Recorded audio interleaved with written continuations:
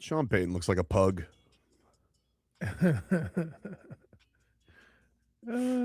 Morning, everybody. Tobin and Leroy here with you. It's Friday. How are you, buddy? Good.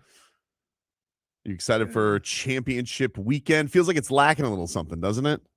It does. I think it's maybe because we came off the national championship. I don't feel juiced up for other football. Maybe I'll get there. No, because think about this. The Denver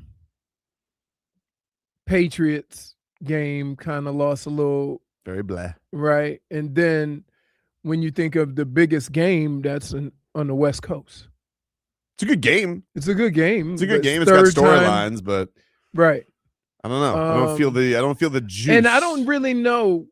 It's crazy because we talk about new blood and stuff like that. But without any of the big names at quarterback besides Stafford, are we really like, you say we want new blood, but now we got new blood and you're like, eh. Yeah, I think it would have been better if it felt like maybe the Denver game will end up being good. I don't know. I think Denver has maybe a chance. I think, and I know people don't want to hear, Denver has a good chance to win the game. I'll tell you one thing. I'm sick of these Patriots, dude. Like, I can't believe I can't believe they're back already. Like, it's just no suffering. It sucks.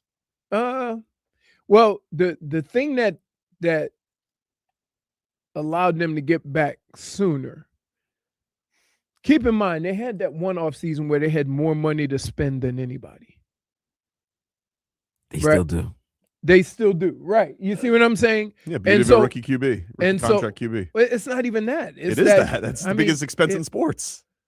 It is, but I'm just saying, even without that, they had a boatload of money. And they were able to kind of fill those spots and not hope that they could get those spots filled cheaply. They got the guys they really thought could do the job, and money was not having money wasn't a problem. So there's that. So whether they came back that quick, they, kind of had the resources to do that. And I only say that because the Dolphins don't. Like, they first have to cut the fat. They first have to maneuver all these contracts and figure out what to do with the money that from the guys that they gave it to. Right? The Patriots didn't have that problem. They didn't have issues where, they overpaid for this guy or they paid for this guy and he wasn't playing. They were at a place where all the money they spent, they could go out and spend it on guys that they really wanted, and they didn't have to worry as much about having to manipulate the salary cap or redo contracts to get that money. I get it, but it's still like, that's not suffering. Like, you had to do 3 years of Mac Jones and you were out of jail. Like, that's it. Most teams got to go through a little bit more. Well, because most teams the first thing they have to do is get the money, which means that now they got to make decisions on current players. The Patriots didn't really have to do that. When they were getting all this money, when they were getting all this salary cap money, nobody was talking about, this has got to be a June 1st cut. No, they didn't have anything. They didn't have, one or two of those bad contracts that they had given a lot of money to a guy that now they got to take a cap hit. They didn't have to really take any cap hits. When you go through this process, in most cases, you have to take cap hits, from guys you cut after June 1st, guys that you just cut and cut bait with, kind of like Denver. I mean, Denver ripped the Band-Aid off and took the hit, 2 years ago? Yeah. So that's more incredible that they got back here than New England, because they ripped the Band-Aid off and took a $80-90 million cap hit? Yeah, but they had the rookie QB. Right. That's the thing. You got to find that solution. But they got him after that, didn't they? They got him after they ripped the Band-Aid off. He was a rookie last year, so they got him. Right. They had Russ for a year. It didn't work out. Right, and they ripped the Band-Aid. They got 70 dropped on him by Mike McDaniel, and then the next year they drafted their new QB. Right. So so that's kind of, so, I mean, if you look at it, that's kind of where the Dolphins are. Right? So, but here's the difference. The difference is I want to say Denver had a much higher draft pick. So when they were going through all that, they got a high draft pick. When did Well, Knicks wasn't a high draft. He was a first round pick, but he wasn't one of the top QBs taken. Okay. He was like the fourth 10th? QB, that wasn't he? Yeah, it was That was the draft where like McCarthy, all of them got taken. Right. And Yeah. then I see what you're saying. Actually, he was the third. He was the third quarterback take. Third Oh no, quarterback Knicks. You said Knicks, right? Yeah. Knicks No, I was thought the fourth. I think it was the fourth. He might have been quarterback take. fifth. I To think be he might have quite been the fifth. Yeah, there was a because lot I think of they QBs. traded for Penix. Yeah, Yeah. I think he was in the lower half of that. I don't think that was the case. Yeah, I think he was like the 11th quarterback. Because take. remember they were all saying like Bo Nix, and like everybody was saying, "Oh, Sean Payton, he loves Bo Nix." he loves Bo Nix. He was the right. fifth quarterback taken with the 11th pick 12th. or 12th. Sorry. So the Dolphins have the 11th pick. Mhm. They ain't no quarterback draft like that. None. So if you picking a quarterback at 11, you're reaching. Yeah, this draft. Right. That's what I'm saying. Mhm. Like everybody thought that Sean Payton was reaching. And when you look at that draft, there's a couple of quarterbacks that were drafted before Bo Nix that aren't doing all that well, either injured. Nah, the only guy who got taken before him, I guess Penix you could say. 'cause he Penix tore his injury, ACL, and then JJ McCarthy. McCarthy stinks. Right. So He's the other guys, the top three guys. I mean, they've been excellent. Caleb Williams, Right. Jaden Daniels, and Jerick May have all been great. mhm. This draft's going to be a Mendoza draft. That's it. That's Maybe like Ty Simpson. That's somebody who could pop up. But I will say, I thought Sully yesterday. I mean, the thing that I liked about him yesterday, and we'll get to our headlines here, brought to us by Doral Volkswagen. You always pay less with your Pricito at Doral Volkswagen. Visit them at Doral Volkswagen or DoralVolkswagen.com. The thing I liked about him is I don't think he ran from that. Like, he was basically saying, like, look, he referred to the Dolphins as being at the bottom, like that Right. they're going to have to get this. He mentioned that they're going to have to get out of cap. Like, he didn't promise miracles. So I think both those guys did a good job of like explaining the situation. Yeah, setting it up. Right. So that people don't, get the wrong impression of what has to be done. Right. And I think everybody understands that. Like, the first thing, before you draft a single player, before you sign a single player, first you got to figure out what you're going to do with the cap. And I think that's the biggest issue here now. It's not even with players. It's not even with draft picks. It's not with free agents. The first thing you have to figure out before you even get to any of those secondary issues is first you got to get control of the salary cap. First of all, you got to get, some cap room. First, you got to figure out who you're going to take the hit for, or who you're just not going to sign, or whatever. So it might mean that Tyreek Hill. Oh, he's not going to be back. They got to figure out what they're going to do with Tua. I know they don't mention Tua. They did mention Tua yesterday. Like, that was another thing. He kind of put his. They're going to end up either trading him or getting rid of him. They're not going to bring him back, but they did a good job of saying, like, we got respect for him. Like, and when you say that, they got respect for him. And then even somebody asked about the QB thing a little bit later, and he goes, yeah, I mean, if it's Tua, if it's Quinn Ewers, like, he did a good job of kind of poker facing it. right? I thought both of those guys came off well. I like the coach. I like his energy more. But I think that's just how it is. I think coaches are more personable than front office guys. Yes, because they're guys, in front of the mic more. Yeah, front office guys, they just don't got that juice the same way. Not that Sully was right. He's a little bit he's a front office guy. But I thought Hafley came off good. Very clean. No stuttering. I tell you what. It was nice. You know what you might not have a problem with? What's that? Moving forward, playing in the cold. Maybe not. Because they're gonna have players, right? That are gonna be able to do that. So I'm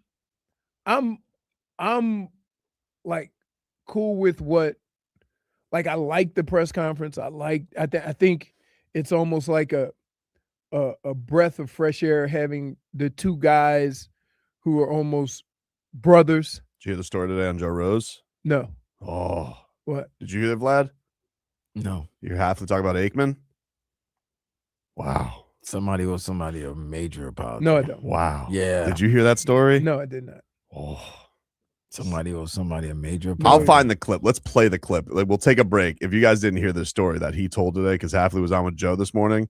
If you didn't hear the story that he talked about with Troy Aikman after getting the job, get prepared for goosies, dude. Because I mean, Well, you can't set it up that just way. get You got to prepared. just let. Listen, it's so good. let me explain something It to was you. so good. My goosies Thank go. you, Troy Aikman. Wait, my goosies go where they want to go. All right. You don't try to negotiate goosies and try Are to you tell me. Is you gonna upload that picture that you showed us last night What picture did I show you last of night? a certain guy wearing? Oh, that's Oh, I Troy forgot- Aikman wearing the pin. I had a lot of NyQuil last night, Vlad. I'm sorry. I forgot. Yes, I remember the Troy Aikman wearing the Dolphins pin Up front. up front, right next to Garfinkel and Marino. I mean, I think somebody owes somebody an apology. No, of no. he was right about Troy Aikman's involvement in the search. We're gonna look back at this one day. We're gonna thank Troy Aikman. I'm telling you, we are, and you'll thank me. That'll never happen. Back after this.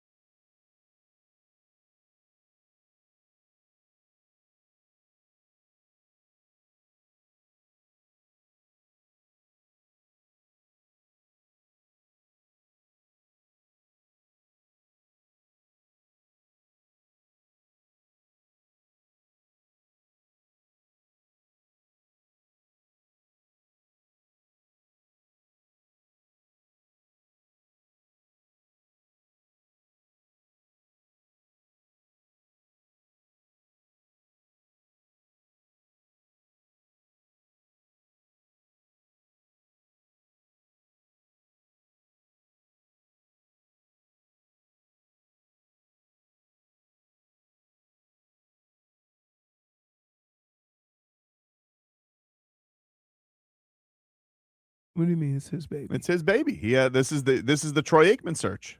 I think they just called him and asked him what he thinks. That's not what they're saying. They say Troy Aikman had a hand in this. Really? Yeah, dude. So you hold on. Vlad, this is why I'm here. Okay? A GM that comes from an organization that ends up hiring a coach from the same organization. You're telling me that Troy Aikman had something to do with that? Big time. That Aikman, Vlad, Aikman found the Packers twins a long time ago. Vlad. What? They paid for nothing. I don't think that's true. He already hired his boy. But he didn't need Troy Aikman. But Troy He hired his Aikman- fam. Hey, Right. Hold on. Who found? This is like Donald Trump saying, I'm going to have an extensive search on who's going to run my corporation and then hires his son. Well, that actually did happen with the Dolphins with Joe Bailey. Right. I'm just saying. Are you kidding me? No. But here's the thing. What if Troy Aikman, what if he saw the Packers twins from a long time? He goes, those guys can run an organization. And he kept note of it. And so then he hires Jon-Eric. He goes, you know who I want? I want the Hoff. Wow. How about that, dude? Troy Aikman. We need to thank him. You know what's amazing about all this? They don't, like, you fall for everything. What's that? And let me tell you why. Let me tell you why you fall for everything. Because when them two guys got up in the room and started doing the presser, Yeah. they just acknowledged everybody on the that was sitting in the front, right? Me, Troy. But the fact of the matter is that you hired somebody from Green Bay who hired his guy from Green Bay, and he may have asked what everybody thought, but he hired his boy, and I'm okay with that. I want the two to be in hand. I want the two to be comfortable with each other to work. This is what we wanted. We wanted a clean slate to start off with a new GM and a coach. I did want that. Okay. But to sit here and say that Troy Aikman had more to do with the hiring of the coach than the GM. I didn't say more. This is where you're adding stuff. Oh, no. I'm just saying that, okay, they may have asked Troy Aikman's opinion, but the hire was Sully. And like, if it were anybody else, this is the case. If he had not hired Hafley and hired anybody else, I may be in more agreement with you. Okay? But the fact that he could have had a room full of everybody in that room. When he hired his boy, okay, he did what he wanted to do, even though he asked maybe opinions about it. You want to hear Jeff Hafley today on Joe? All he's gonna do is look at the people in the front and acknowledge them all. I'm not buying it. He got hired by his boy. Do you want to hear it or not? Sure. All right. This was Jeff Hafley, new Dolphins coach, was on Joe Rose this morning.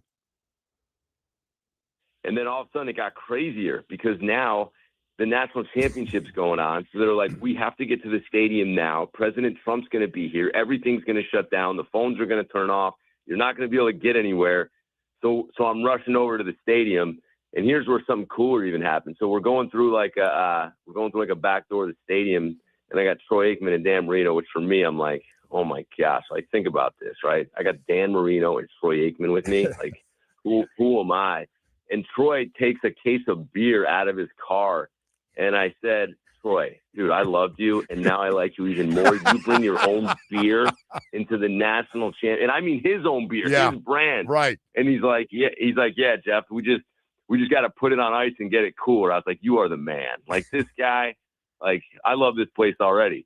So yeah, we go up, we watch the game, and what a game it was. And, you know, for me, meeting a whole bunch of people, a whole bunch of supporters. And I mean, I couldn't believe it. You know, a guy who grew up playing small college football, coached small college football, worked my way up. And now I'm sitting there and just, so grateful for the opportunity. But yeah, clearly one of the best days I've ever had, and just really honored to have the opportunity. Wow, Troy Aikman made it the best day he ever had.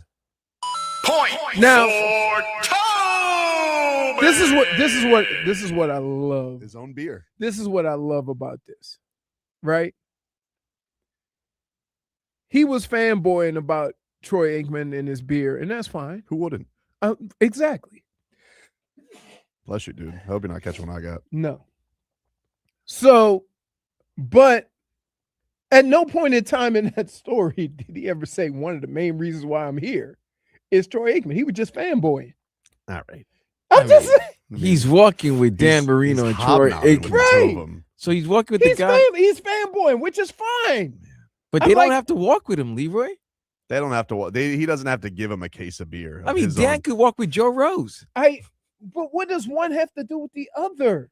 I'm saying You if know that's what? the guy that helped me get hired. You know what? Nothing. I guess it has nothing. It's just Troy Aikman bringing his own beer to be in the Dolphins box. Tobin, I apologize Thanks, man. for not believing in what you said yesterday. All right, good. You can get it. I ain't no.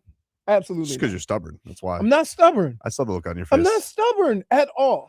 You want to hear what he said about Malik Willis today on Joe's show? So I haven't heard this clip. can so I ask you a question? Sure. If again, the NFL problem that has plagued for a few years now, you have 32 teams and 20 quarterbacks. So most teams are kicking the tires on every possible scenario. Sure. If Malik Willis could be a starter, and I'm not saying he can or can't, I'm just asking a question. If Malik Willis could be a starter, why hasn't nobody kicked the tires on that before now? I don't know. Okay. I don't know. I'm just with the quarterback shortage, right? Yeah. Do you want me to play? Do you want me Go to? ahead. This is a guy who's seen him in practice. So this is what he had to say on Malik Willis. Malik was our scout team quarterback for most of the year, so I got a chance to work really close with him, obviously running the defense. So he gave us the look. As your backup quarterback, as you know, Joe, does in the NFL. I mean, he gave us the look, so we got really close and just loved the way he prepared, loved how serious he was.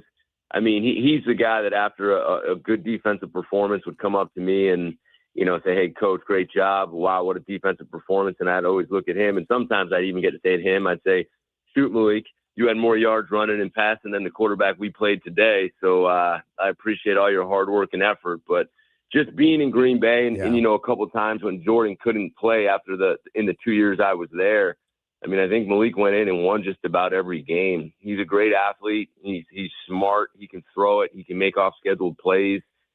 Just a really cool guy to be around in my 2 years, and I'm grateful for all the help that he did with our defense too. There you go. That was Jeff Hafley on Joe's show this morning. Yeah, that guy's as good as our quarterback, huh?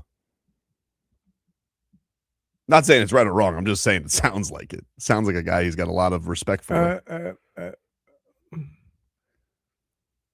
What would you prefer? You prefer that or you prefer them? Because I would say this is a Dolphins team, right? If this is not a great quarterback draft, typically you have wanted them to go best talent that's going to be available in the top, which seems like it's going to be pretty heavy line, D-end. Maybe they got to get a corner, although I'm terrified of drafting corners high right now. I would say this. This organization is in a place where if you just took the best available player at your pick for the next 2 years, you're going to make your team better and not draft out of need. It usually works out when you just draft the highest player available instead of, for some reason, every organization that needs something and drafts that guy they need, they always end up reaching. Kind of feels like it happened this year with Kenny G. Yeah. Not saying that he won't be good, but it does feel like they reached a little bit on him. So from that standpoint, I think especially when you're rebuilding, especially when you're retooling, especially when you're trying to build something long-term, if you just draft the guys that wherever they draft, 11th, who is the highest rated player at 11, and you do that for a couple of drafts, I think that eventually you'll be able to find a spot and get everything going when you have good players. If you draft a position and you had to reach, say, 5 spots, then you look at those other guys that could have been drafted that were rated above that guy, and probably any one of those could have made you a lot better than you drafting out of that need. When you look at what people are doing at quarterback, right? How many in the last 10 years, when they had that run on quarterbacks, how many guys end up picking up a quarterback because he was next and they needed a quarterback that didn't work out? So yeah. I just think if they go in there with a plan, and I think right now you need to get as much talent as possible. Yeah, no doubt about that. And that's the most important part of this, and where this needs to go in the next couple of years. You need to have talent. Josh says the Goosies in here in this story is cool, but if they look bad next season, no one will care about these stories. I get it. I think that's actually one of the things that I liked about Haf yesterday on the presser, because he was like, he wasn't trying to sell anything. You know, I didn't feel like there's nothing to sell. I didn't feel like he was a salesman, though. He's like, look, I understand this is a place where there's no trust, or trust is really hard to come by. He's like, we're going to have to show you. And I kind of like that. He just seems like a real dude. Yeah. And also very, very well spoken, which is nice. No. Oh my God. Yes. Clean. Right. Well, usually in most cases, Vlad, you're happy with your new coach as long as he's not like the last coach.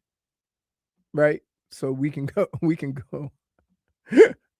My ears were like birds just flying away, just hearing just sweet sounds of beautiful, just right? Smooth, concise answers. This was just like, oh my God, 15 seconds, 25 seconds, beautiful. Right? To the point. So I think the task at hand right now, before the draft even gets here, is what are they going to do with the salary cap? Yeah, for sure. The players, you got a lot of players. I mean, think about how much money they spent on these veteran players in the last 5 years. And you got no return on all that money spent.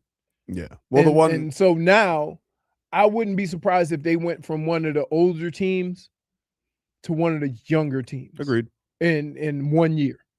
Yeah, if you're going to look at like the veterans that'll probably still be here, it's going to be probably Brooks. They got to figure out what to do with him. Sealer's obviously under contract. I don't know what they're going to do with Chubb. You know, that's probably one of those where he could go back and they could probably, go restructure on him too. Depends how much he likes being down here. I think. I mean, the way we talked about Chubb at the end of last season, we didn't think he was going to be this year. He actually had a pretty. No, he had a great year. Yeah. No, he had a really impressive year. So, and also, I mean, Chop did not. And so, like, if you was he banged up though? He seemed like he had a couple concussions. Right. He had a couple concussions. They talked about. I mean, they put they I know they kind of said early on that he wasn't getting enough reps, but I definitely don't think you would say that he took a step up this year compared to what we saw at the end of his rookie year. Right. Defensive backs, Marshall looked impressive. Trader looked impressive from the young DBs. They needed, they're going to need a corner. I don't know. Storm Duck will be back healthy, but he's supposed to be like I don't think you want Storm Duck as your number one corner. Right. So there's still some things that got to get sharpened on that side. And then, the offensive line still has some questions too. But, that's the thing. They didn't seem like I don't think they went into this saying like, oh, this could be a 1 or even 2 year fix. Like they're going to have to. I think and after how they want to. I think here's what you do year one. You either rip off the Band-Aid and figure out what you're going to do there. Swallow just to take the cap hit. And what's going to happen is your team is going to get extremely young. And then that's going to require development and coaching and stuff like that. And then once you get to that second year, I think that's going to be the big improvement on where everything is. Hopefully you'll have a quarterback by then. But I think that if you build the infrastructure around the quarterback before you get him, then that guy steps into a better place. We'll take a break. 15 minutes of Heat next.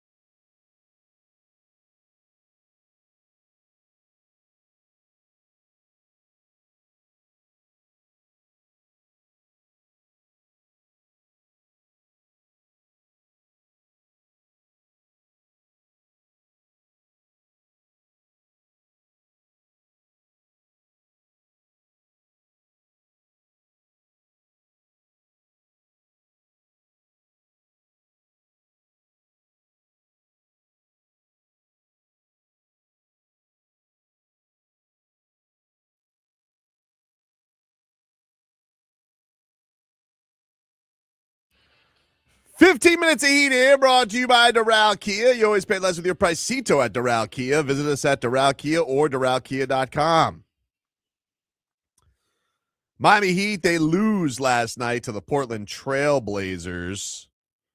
Another frustrating one on this road trip as Miami, very reminiscent of the Golden State game where they got a break. Denny Avdia got hurt early in the second half. Who's been the best player on Portland this year, probably a borderline all-star. And it didn't matter. Like, once he went out, then the threes were dropping like crazy. Another third quarter, they gave up a 40-piece.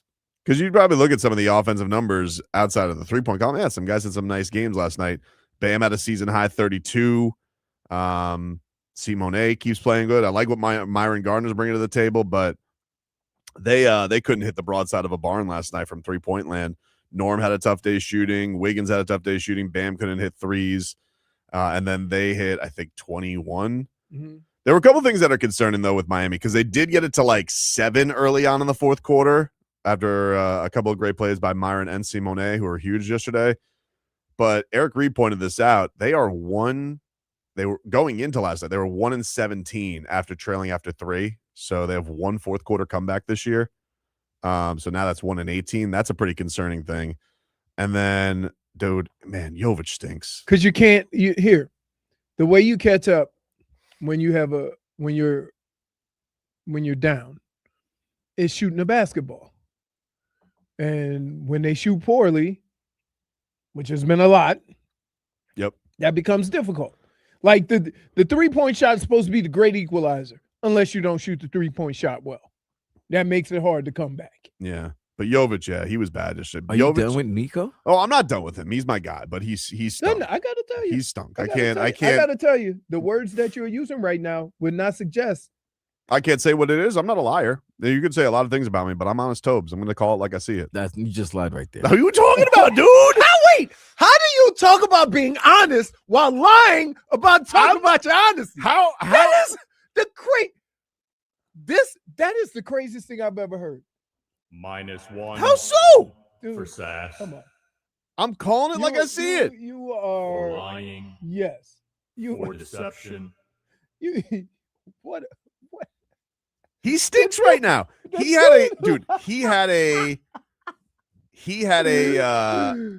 a sequence just say, Leroy. This is what happened to Nico in 30 seconds, okay? In the third quarter. He airballed a 3. Mm-hmm. Oof, I saw that one.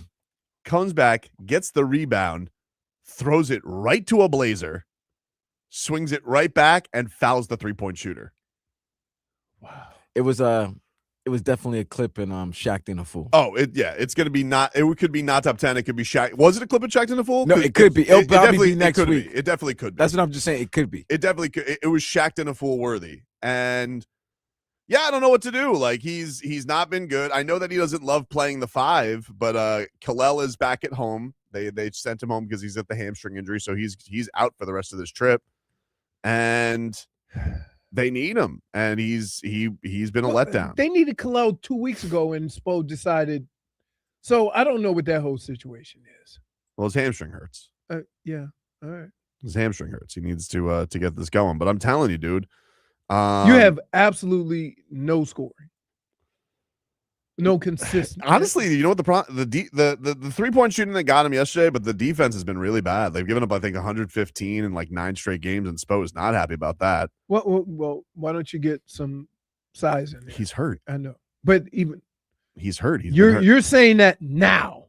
Well, I've been saying. I mean, okay, I'm saying like even when he was healthy, like Spo decided to go against Giants with a small lineup.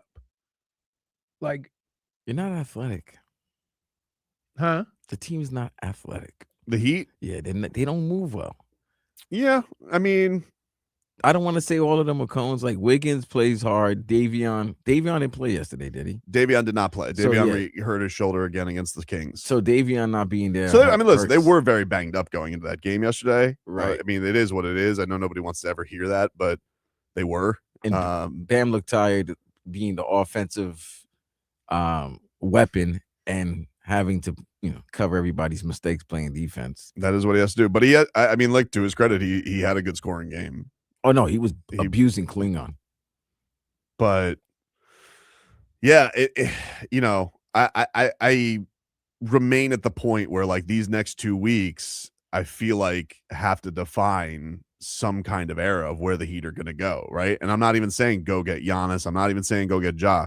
But you have to really look at yourself in the mirror and be like, do we keep Wiggins? Do we keep Norman Powell? Do we try and get something for these guys? And like, where does this all go from here? Or are they just going to, remain kings of play-in-ville, which I think they're 9th right now? Right in the middle. It's very bunched up. I mean, that 3 through 9 is basically the same record. Yeah, but okay, you think this team's gonna go on a 5-game winning streak to move up? Man, I don't think so. Not unless they get like. It just seems like here's what it's gonna be: win 2, lose 1, lose 2, win 1. Pretty much. Just like just that, and that's what it is. It feels like we're in a lazy. And it's been like that for 3 years. It's been a lazy river of mediocrity. Just cruising along. Do you think it's just it's time to like make some like? Just something to shake it up. And I know that I'm guilty of always wanting, but I would even take them saying like, hey, Norm Powell, you've been friggin' awesome, dude, but what's the point of we're going to invest 3 years in you, because if Norm doesn't have a hot shooting night, he's not like a facilitator. He's not like a lockdown defender. Okay, but Tyler? They got to figure out the Tyler thing too. But Tyler, to me, if I'm seeing the markets all over the place, Tyler Hero is like a 0.0 on value right now because he's not available. He can't play defense either. Those type of guards right now are probably the least valued thing in the league. Right. Maybe like outside of Brunson and Luka. Like you got to be an all world scorer. Right. And can carry your team. Right. And he can't do that. Nope. And so and that's not even look. Luka's tall. So sometimes when he gets caught up on defense, he could just be tall. Yeah, but he's lazy. Tyler, you see this Luka? I've never seen more has LeBron look like he's trying harder at 41? And LeBron ain't the defender he used to be either, but no, but he's 41. He's 41. He's right. 41. Like when 23 years ago. I mean, compared to a 25-year-old in the peak of his powers. Right, but you think LeBron looks at him? LeBron's not the same defender he was 23 years ago. You remember what LeBron was like in when he was 25? Oh my God, when he was Luka's age. Oh Jesus. Oh my God, incredible. I mean, retirement tour with LeBron next year. I mean, next year. What is with you in getting older players? What? I thought you want to get younger. Why would you want to bring LeBron back? I said I just want a direction, Vlad. That's all. And the direction is not an old guy for Village? a year. It'd be fun though. No, would it? Yeah, Giannis, Bam, and LeBron. Dude, you see. Right when he's very clearly doesn't want to be. He doesn't want to be in LA. You see, Tobin. What? Right when I start seeing a little of your way. I can understand. I'm start accepting your Tobinism. Then you go bad Tobin on me. Why? Like you just say go. Wait. So it's like, come on, man. I'm back on Leroyville. Ricardo said LeBron is trash. Is he trash or is he got a trash team? 41. He's not trash. Wow, you don't want LeBron. He's just a really good 41-year-old player. Pat Riley's getting a statue in LA in a couple weeks. Stop. Maybe they look at eyes and goes, hey, big head. Would you stop? Hey. And then they embrace. He goes, and then Pat Riley goes, one last dance. Oh my goodness. I'm about to throw up in my mouth. And then LeBron goes, bachata? I'm about to throw up in my mouth. Why? I'm looking. You love LeBron. I'm looking at the TV. I do love LeBron. What are you looking at right now? Okay. Notre Dame's guaranteed a spot if they're in the top 12. I can't believe that. That's a ridiculous thing. That's crazy. All right. You know what? What? You want to play fantasy? You want to play fantasy? I do. I don't want to talk about the Blazers game last night because other than Myron boss, Garden, why don't the Heat give a call to one Mike Dunleavy Jr. Interesting. And try to see if they can somehow get one Stephen Curry. Yeah. Look, then you can get Then you could get Steph and LeBron in Miami. Interesting. Retirement tour. They've always wanted to play together. What's a great play? What other place than Florida? I can see him on the sidelines right now sharing Melba toast. Wow, dude. We're not getting Steph though. He's never leaving them. He has the whole commercial. What are you talking about? I'm a loyal guy. He It's sells time. He It sells is- the Samsung. Hey, he looks very sad. He You looks could very be sad. you could be loyal to your organization. Right. There's no guarantee if you get the right haul that your organization gonna be loyal to you. Just ask Luka. Yeah, I get it, but Luka didn't win. Like Luka isn't like as great as Luka was. He didn't win 4 championships for a team and change the trajectory. Like the reason they are where they are. Like I don't think he's ever leaving. I like where your head's at, Vlad, but I was trying It's time. It's I'm- time, bro. I'm trying to go more realistic here, and that's why I say I'm just saying it's getting time where they're looking at Steph and it's like, what do you want to do? Because Jimmy's not coming back till 2028. right. Draymond, they might kick him out. The guy kicked another guy in the gonads Dude, yesterday. Can you believe this guy? The day that he comes out and The day says, he comes "I'm and not a says- dirty player," He went full dirty. He went. and Leroy, Wait a minute. dude, it was. Why you suck? We already had this conversation. I He's spent a yesterday. serial nut kicker. I spent yesterday. He's like, why his go-to move is hacking people in the junk? Dude, it was crazy because like under the mentions of that, you could just like see all of the evidence of how he's a dirty player. Do you remember when he stomped on Sabonis's chest? Yes. Yes, he's dirty. He's so dirty. People say Draymond's dirty. Draymond's not wait. dirty. I go no further than him knocking his own teammate out. By the way, Hey, Pella Mr. Ninja Nuts. Larson also got hit in the face again yesterday too. I mean, that goes without saying. That's what he does. No, I'm just saying, like, look, he's gonna. You would agree, LeBron's not finishing with the Lakers, right? Like, This is the last season. Do you think he retires after this year? No, I think he's still playing. I think he's. So do you think he goes Cavs? Golden State? Real? I don't. I think he wants plays to with play with. Steph. I think he wants to play with Steph. Didn't he shoot that down? They want to play with each other, but they're not. No, they don't pause. But they don't want to go to the other person's team. I think at least Steph didn't want to go to LA because he said that Warriors thing. But now with the way Jimmy's going, Mhm. the Warriors are going to be in Playinville, like just like the Heat. There's been a lot of Playinvilles for the Warriors as well. We're very I welcoming in have Orlando. a whole different issue. You think LeBron could play with Draymond? Supposedly they're friends. They're very good friends. Listen, he's friends with a lot of people, but then they start playing basketball, Mhm. and that foolishness doesn't fly with LeBron. But Draymond's got IQ. And LeBron, IQ. no. Even though he's crazy, he's got basketball smarts. Does that mean high kicks? High IQ, high kicks. I mean, Well, I mean, it just feels like a year where there's going to be a lot of shakeups by the end of this year because the East has been so muddled, and maybe this is going to end with Boston just winning it because Tatum's going to come back.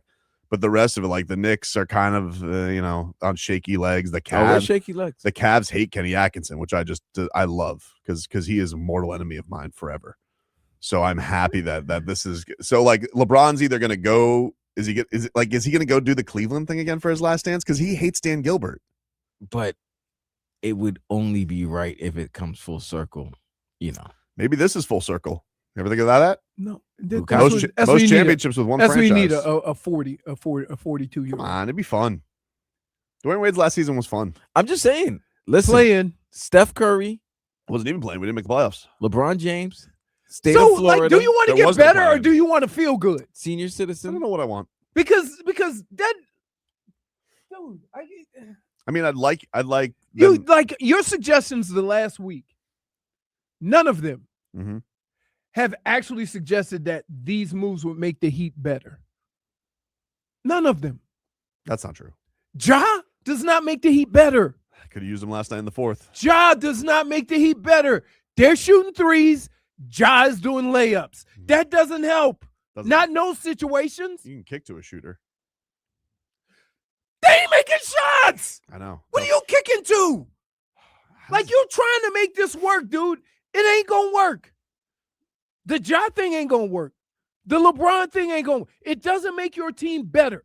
Just get it through your head. It sounds great. It sounds good. You will feel better, but you ain't gonna be better. LeBron and Luka have a better record than the Heat. Steph, Luka! LeBron, Who's your Luka here? Steph, LeBron, Bam. You He got gets- he gets- Puka Nakua, he's- not Luka. Well, this is a very good receiver. Bro, yeah. Yeah. Ricky But he Steamboat plays around. a different sport. You What want, are these, you doing? you want these Jović numbers? No. What are No. you doing? Nobody wants the Jović You want these? numbers. I gotta read them to you. No, you don't.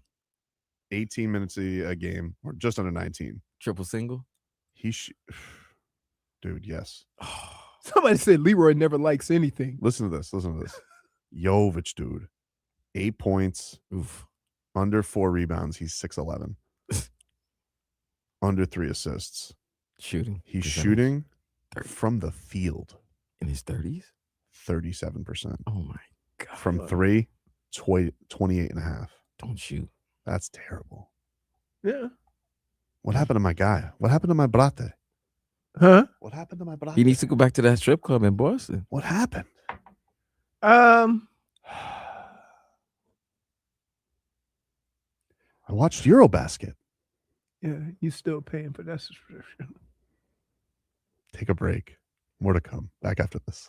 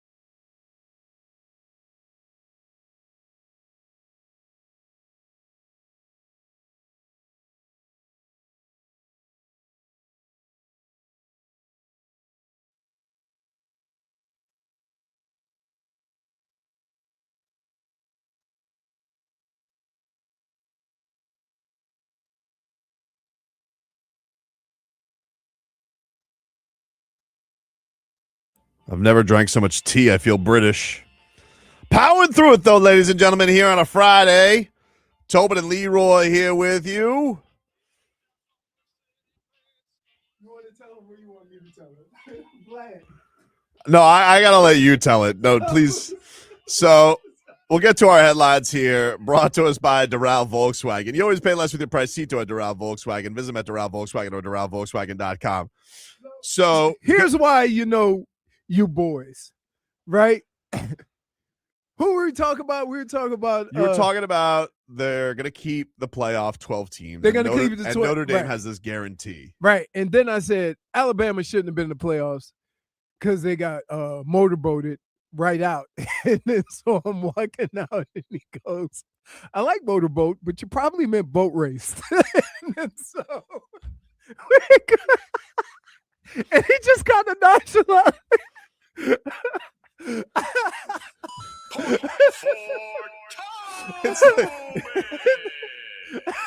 That sounds like a great time, that game. But that's not the term, Leroy. And then I just sat there and thought about it. And we couldn't stop laughing because it's just ridiculous. It's just a ridiculous thing. Bama get motorboated. Kalen DeBoer would have much preferred that than what happened to him. Yeah. Instead. By the way, did you see Baldy, huh? Yeah. Baldy came out with a little rumor. Did you see this, Vlad? No, what's the rumor? Brian Balding, there was a rumor circulating yesterday that the Steelers, apparently, according to Baldy, have interest in Mario Cristobal as their next head coach. And I was like, oh? I don't want that. To be honest with you, if you think about all the coaches out there who most fits what that organization has hired, it's a valid point. Mm-hmm. I don't think Mario would leave here, though. I think it feels like he's going to do a Harbaugh. Like he doesn't leave till he finishes the job. But it's when you think about it, think of Chuck Noll, Bill Cowher, and then Mike Tomlin. And now if I said Mario Cristobal, they all fit. Yeah. They're all very similar in how they go about business. this is why it's weird about the Steelers. Mm-hmm. Because if they hire Flores and McCarthy, that'd be the first time they're hiring a retread head coach. True. Everybody else has been there. All their head coaches in there. Well, he's never been a NFL head coach. Who? Mario. Yeah, Right. Saying I'm saying if they hire McCarthy or Flores, if the it'll Steelers be the first time. Right. So right. the guys that they would hire that would be like coming from college would be like a Marcus Freeman or a Mario Cristobal. Right. Those are the type of coaches that would probably fit their Right. idea. But it's well known that Mario fits just how he does things, how it fits Just exactly how they've done stuff over the years. I mean, he's never gotten the crack of the. I do think that he wants to I think he wants to finish the job, but that is a huge. I mean, you talk about organizationally, that is one of those where you'd be swayed. Look at there were people.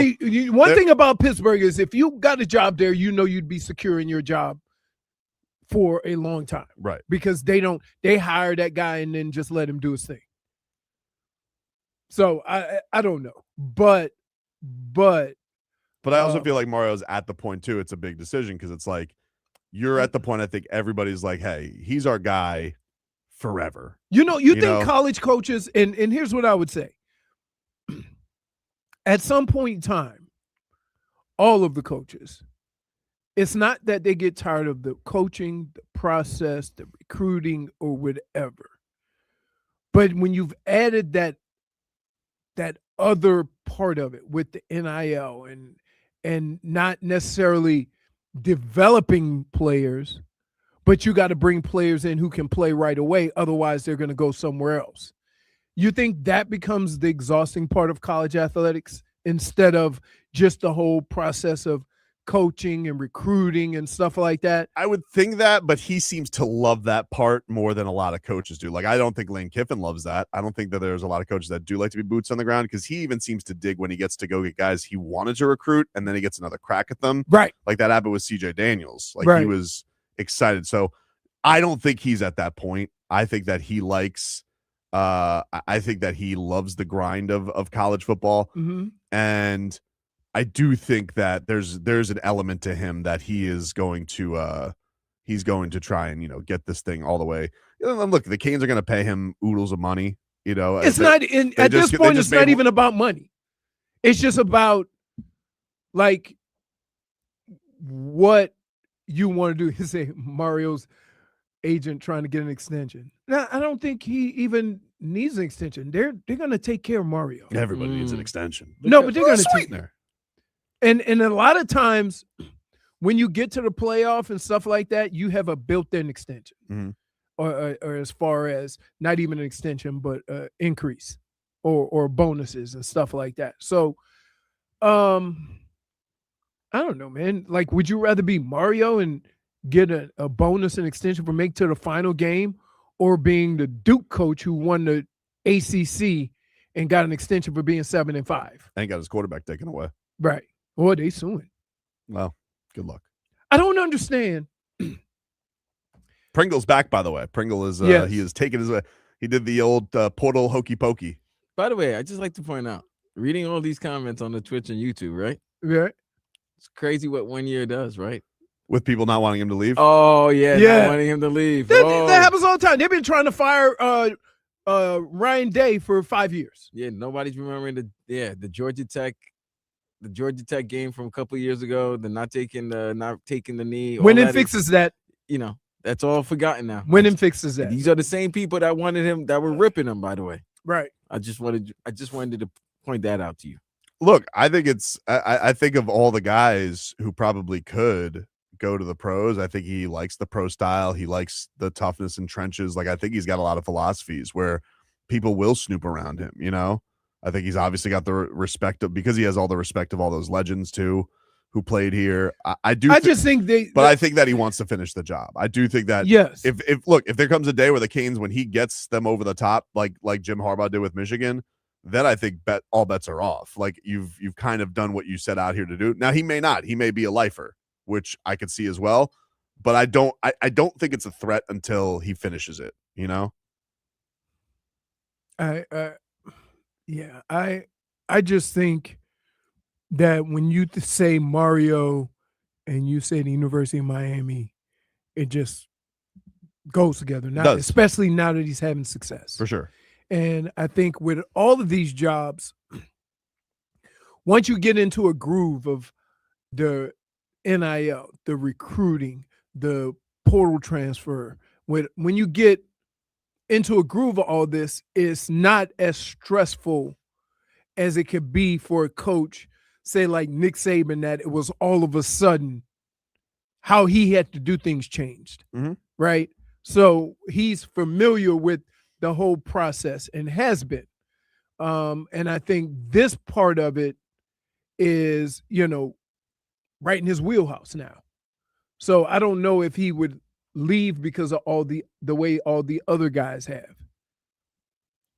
Stunt Steve says, this is why I was always Mario over Lane, because Kiffin would dip after the first opportunity at the pros. Oh yeah, he's a new job floozy. That's for sure. You should know about being a floozy. If I was a coach, I could see me doing it too. Oh yeah, you'd be out. Unless I had the Goosey's job, I could see me sticking at Miami. Right. I just think this is all bets are off if he wins a national championship. I don't think anybody would be upset or mad that he chose to go that way. But I could see him win a national championship and still not want to go. I agree. No, I can too. But I think how much? Think about this. With what college coaches are getting paid now, you got some guys making $9-10 million, right?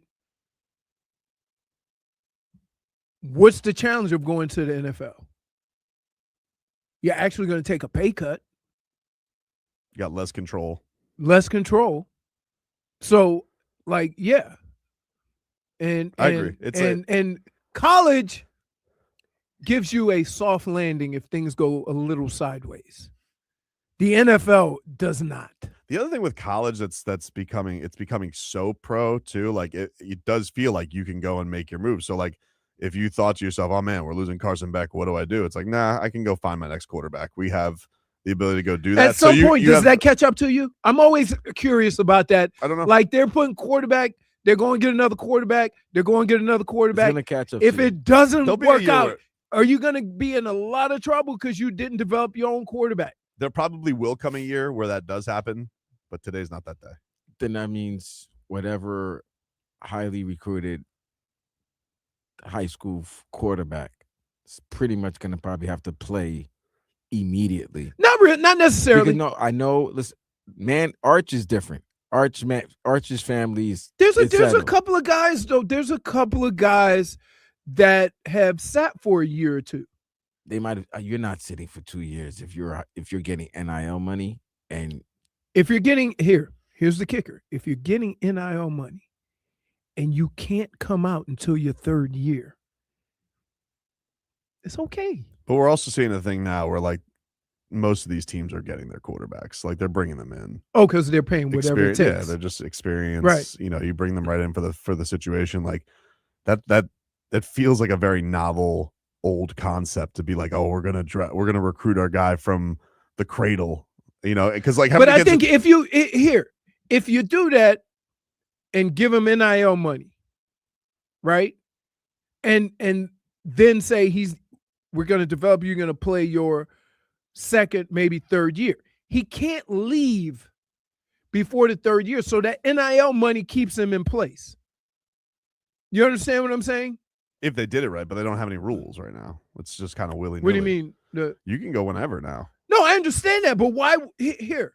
No, what I'm saying is you can't declare for the NFL draft until your third year. I got you. So I'm saying if you bring in a guy, give him NIL money, there is no incentive to leave because where are you going to go? Go somewhere else and play your second year?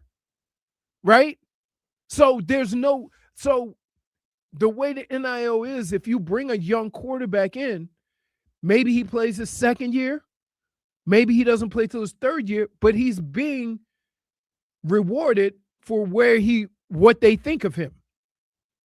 And there's really no incentive to go somewhere else. Like the only reason why the Duke quarterback is leaving Duke is because that money. Yeah. Right? They're going to give him some money to come and play at not Duke, but Miami. Oh, sorry, they haven't done it in basketball for their entire existence. You see, but you can't be upset now. What? I'm not upset. No, but you're like, yeah, because he wants to leave Duke to go to Miami. That's now, right.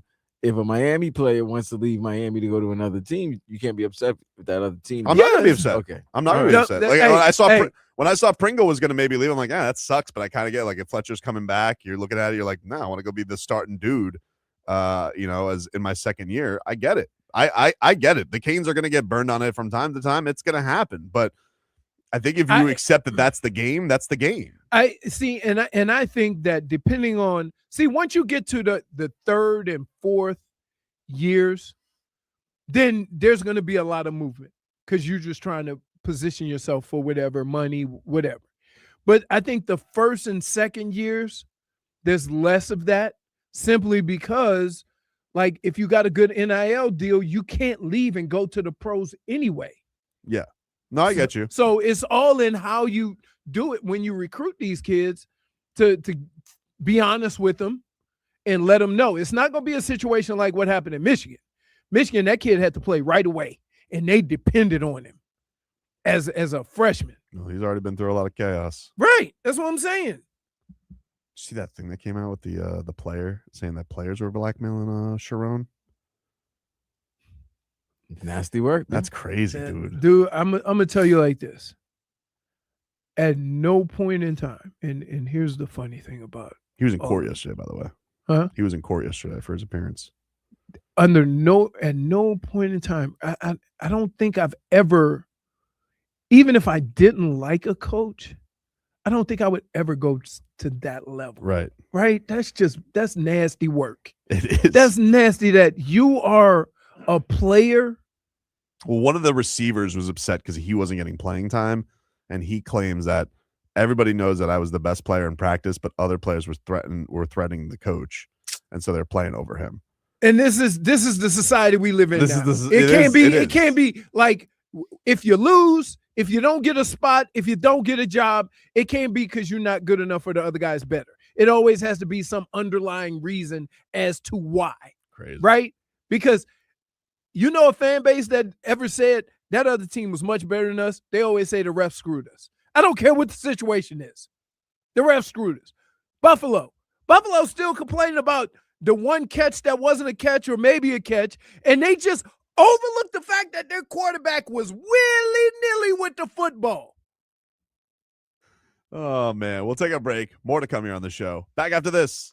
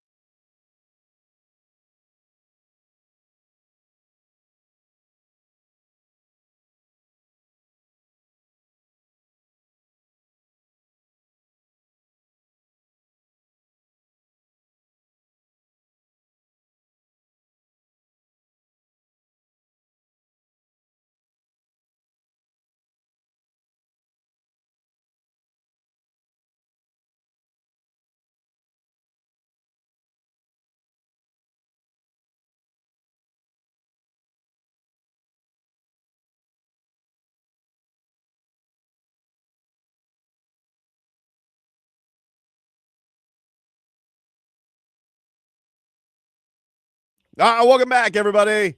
It is Tobin and Leroy here with you. We're going to tickle Leroy's fancy coming up in about 10 minutes. You know what? I don't need you to tickle my fancy. I tickle my own damn fancy.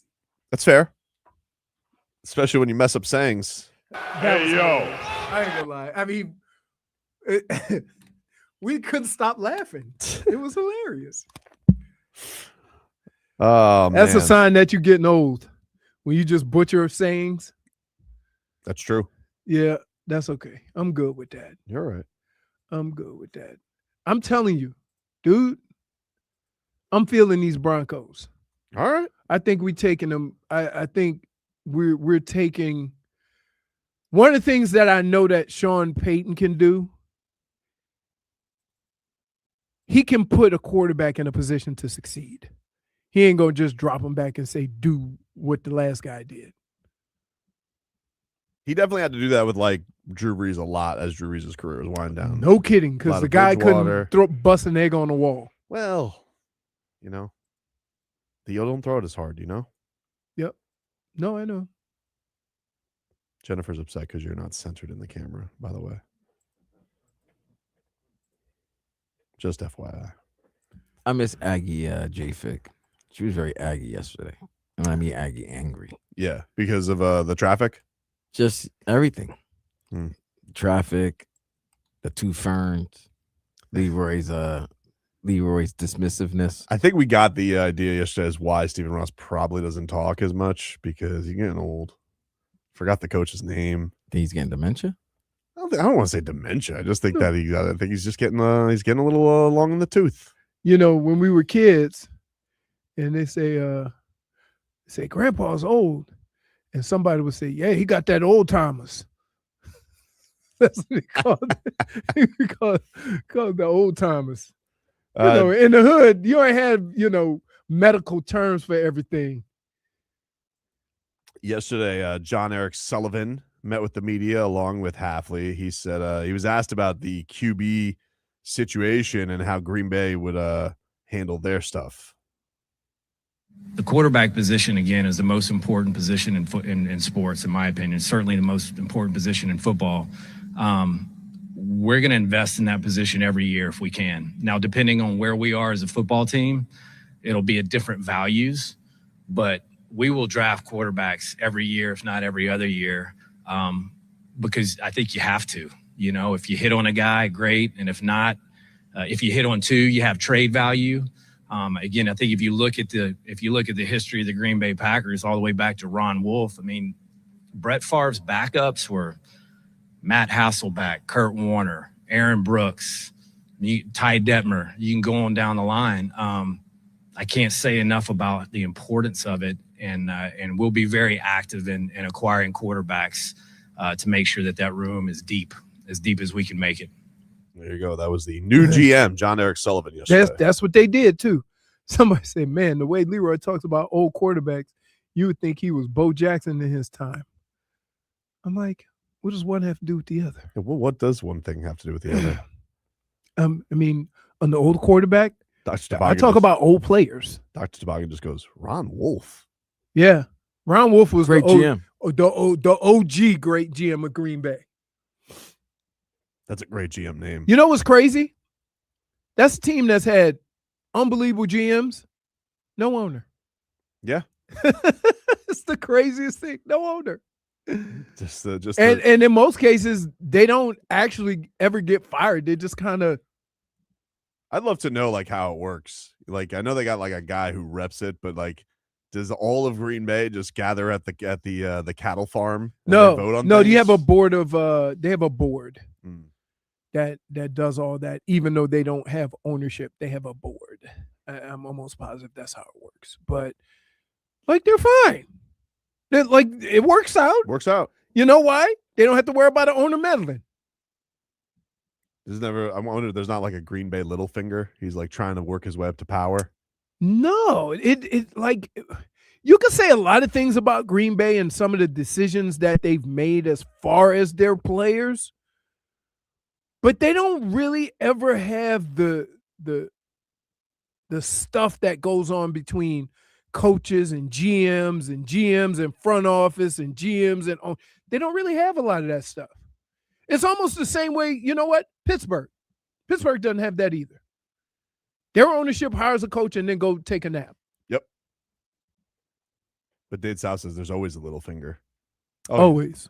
Oh, listen, folks, no matter where you work, no matter what you do, no matter what your profession is, you've gone into the office and have been able to identify a little finger. And you know it. Next time you go to work, just walk around. You ain't got to say nothing. And just watch people talking. Little finger. So they're everywhere. This is your bromance on how Jon-Eric Sullivan and Hafley, I guess, became buddy-buddy. This is what Sully has to say on that. I came into the building in Green Bay most mornings at 5 a.m. to work out to get my day started, and he would always be in the building already. So the work ethic and the passion for what he does and how he goes about it, I've seen for 2 years, which is a big part of what drove me to the conviction that I had on him. His work ethic and his desire to win and to connect with players and to do the little things when people aren't looking, it's uncommon. It's uncommon. Not everybody's willing to do it. And I think when you're talking about partnering up with somebody that you can win with, that's a huge part of it. Like, this guy wants to grind. The one thing I can say, we're going one way, and it's going to be the hard way. And if you're not part of it, if you don't want to be part of it, it doesn't make you a bad human being, but you're going to have to get off the train. You're just not, it's going to be an uncomfortable environment for you. And he is not afraid to be uncomfortable when it comes to work ethic. No, he's right, though. He'd be working out. I wasn't working out. I need to, but this guy's, he works out a lot. I'd be like, hey, Sully, sorry, I got work to do, but I probably need to start working out with him soon. So wait, they're both 5'8", 5'9". I think you keep making them shorter. 140. I think they're normal height. Dude. What? Dude. They're not lollipop Gill, dude. They're not very tall. Okay, but they're not Mike McDaniel. Stephen Ross is a whole head and a half taller than McDaniel was like 5'6". Hmm? McDaniel was like 5'6". They're about his size. No, they're not. Okay. No, they're not. 5'9" tops. Okay. Both of them. 5'9" is not 5'6". Okay. He was not 5'9", Jennifer. He was 5'9" with platforms on, wearing his giant shoes. Crazy. Anyway, there you go. That's Sully saying the train. Get on the train. It's gonna be hard. I think this is the first time in a long time that we've had two people come in with this relationship. Mm-hmm. Right? So, it's got to help. Maybe they won't throw each other under the bus, because that's what usually happens in coaching and GM situations, right? Unless it goes awry and then he calls. Buffalo, man, the dude wasn't even out of the building and they just drove a dump truck over him. Snake in the grass. By the way, Phillip Rivers is getting interviewed for that job. He is? For who? I just texted you that. I just messaged you guys that. I know. I just kind of was doing the radio thing where you could surprise me. Oh, okay. I just surprised you. I was playing up the bit. Okay. Well, yes, man. Phillip Rivers is getting an interview with the Buffalo Bills. And supposedly Josh Allen's sitting in on all these interviews. Well, when Pagula says, well, if he can stop crying. Well, when Pagula says, when Josh so when he Allen cries again, is that person gonna get the job? Yeah, if he cries in cries tears of joy, Pagula's gonna give him. It's like finding the new pope. You have to wait for Josh Allen to cry, and that's the sign that you found your new coach. Phillip Rivers really doesn't want to be around all those kids. If he wants to move to Buffalo, I guess not. And when Mike McDaniel's also having that interview with the Buffalo Bills. He is. That's kind of a weird thing. I've seen this twice now where I've seen two guys. Flores did this, but Flores has been in Minnesota, so it wasn't as weird. But Mike McDaniel's basically taking a job, agrees to a job, but only if he doesn't get a better job. So yeah, you're right. Well, Flores, no, Flores did that too. But that was an agreement before he accepted the job. No, I think it's still. No. It it was the understanding that he was still going to try to get a head coaching job, but if he didn't get a head coaching job, that's the job. Yeah, I think it's weird. I don't remember seeing that. Very much. It happens. It happens. It's not. I mean, first of all, you got to have a person who has a lot of demand. So from that standpoint, that is one of the things. So, for example, the Eagles are looking for an offensive coordinator or whatever. All those guys are done. All the guys looking for offensive coordinators are done. Yeah. Kevin Stefanski. I told you, man. A lot of these head coaches who have had head coaching jobs are not going to a situation that resembles the one they left. So, of all the quarterbacks, of all the people, I would say John Harbaugh had to go to a place where he had a quarterback. Kevin Stefanski's not going anywhere where he got to deal with the same quarterback turmoil he just left. Mike Tomlin, if he was going to coach, the first position he would look at is what's your quarterback situation, because he just went through quarterback hell. Well, I mean, the Dolphins' new guys are basically saying, I mean, how many times did they mention the quarterback's the most important position? Right. Yesterday. And he talked about, so you might have a roster with 45 guys and 8 quarterbacks. Yeah. Ooh.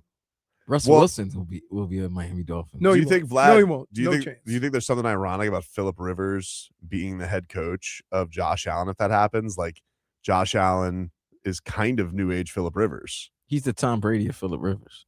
Yeah. Yeah. He is the Tom Brady of Phillip Rivers. So it's like those two guys, joining forces would be something. I bet you picks him. Like, I like that guy. But what if Mike McDaniel is the head coach of the Buffalo Bills? He'll have a year. Schmeaton said something that's funny. Hmm? If the Bills come to Miami and beat Miami, it'll be funny to see Mike McDaniel go by his old stomping ground. Hey, I used to live here. He likes to make a show of it. He probably will. And then goes to the elbow room and party with the Buffalo Bill fans. We'll take a break. Tickle Leroy's Fancy coming up next.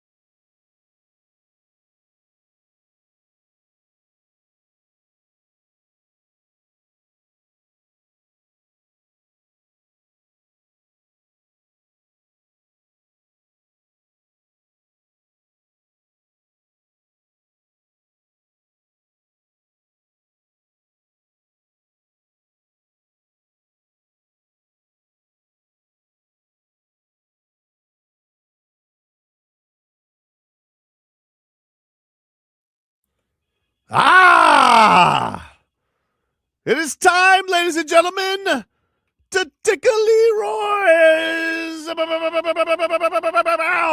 fancy. Are you ready, Leroy? I am. All right. We'll start it off tomorrow night. The return of the Ultimate Fighting Championship, making its debut on Paramount Plus. Justin Gaethje fights Patty the Batty Pimblett for the interim lightweight title. Take your fancy? No, Really? I'm not chasing. Fancy not. not- you don't have I'm to pay not for chasing my fight game all over the place. But you don't have to pay for it. It's on Paramount. Paramount, Right. baby. Okay. Got Sugar Sean O'Malley and Song Yadong. We were supposed to talk to Derek Lewis this week, but the UFC effed us on time zone. Disappointing. That's funny that they messed up the time zone with the host that always mess up time zones. I'm very good on the interviews, though. I know this is not your fault. The thing that annoyed me is he sent me ET, and I'm like, that only means one thing, Eastern. and it doesn't mean phone home. So like you need to like I don't understand. But anyway, Derek Lewis. I tell you one thing. Derek Lewis is a 2-1 or more underdog taking on some up and coming heavyweight who's not really up and coming because heavyweights are old. Give me that all day on gambling. Like I will always take Derek Lewis on the up. He just did this to Teixeira, where like the guy was on an incredible roll, 7 straight knockouts, and he blasted him in the first round. So, And he also hates CJ Stroud. oh, does he? Yeah, he was going in. Man, He said CJ Stroud was going to be the reason why the Texans don't get far in the playoffs. he said. I did see a clip. I thought that he said, "Who's that?" He was with Kanye West old lady. What's her name? Amber Rose. Yeah, okay. He said that it's been downhill ever since. Damn. Jeez. Well, and he's got to learn something from Derek Lewis. Derek Lewis, will famously abstain for fights, Yeah, and then of course shout out his wife. his wife tells her he's going deep. Anyway, His post fight, it's the best. yeah. It's the best. I can't wait for his Hall of Fame speech one day. I can't wait for it. All right. Also on Saturday, Leroy, at 9:30 p.m., the Kings of Playinville travel to Salt Lake City to take on the Utah Jazz. Tickle your fancy? Yeah, I'll watch. My fancy is tickled. I don't want to. Riveting. That's kind of. You don't want to see Ace Bailey? You don't want to see Laurie Markkinen? Well, mean, it's not even might see that. Laurie Marketing here, I don't know. It's fine. Mhm. Is it Keanu George? Keontae George? Keontae He's George? having a really good George. season. Yeah. Why aren't they better? Mhm. Trying. Mm-hmm. Wink. Always got to be skeptical of a team that declares they're not going to tank before the season. Especially run by Danny Ainge. Right.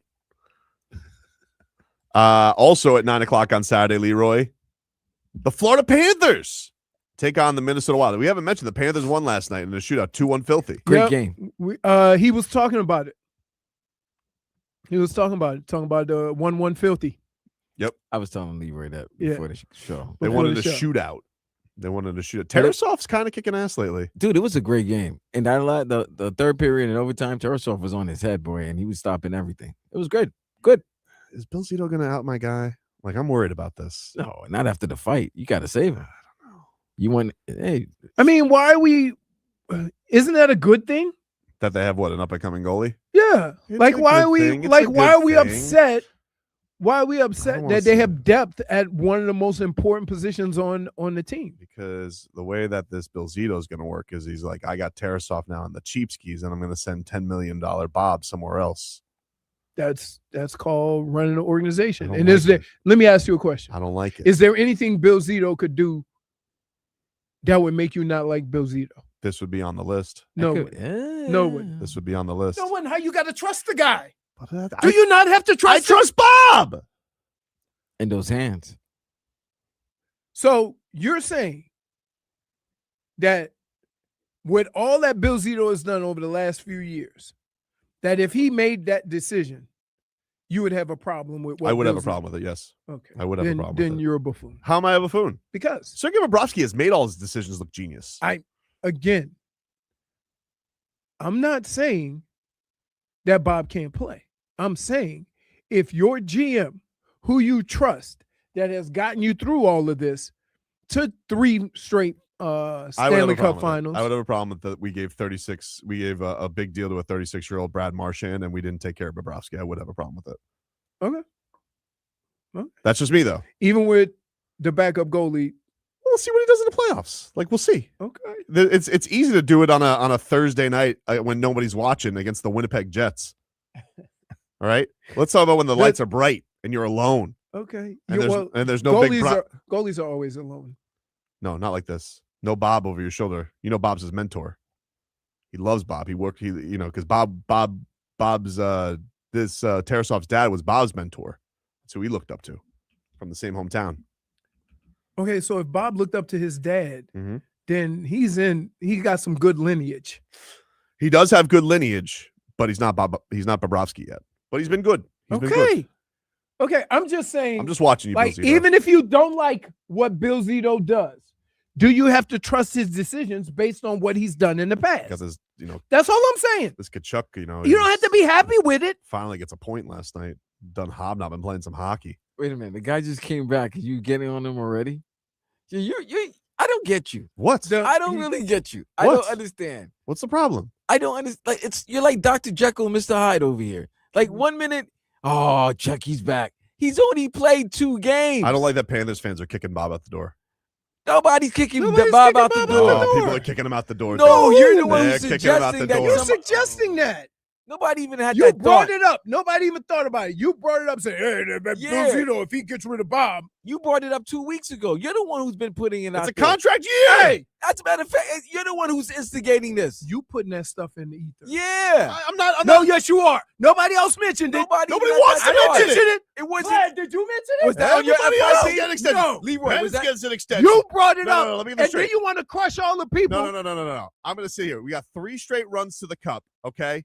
Sergei Bobrovsky is the number 1 reason for it. Okay. And these guys want to kick him out the door. Okay. Who? Bill Zito. You're How do saying you Bill know? Zito. You know what? I love that the fact that you said Bill Zito's name.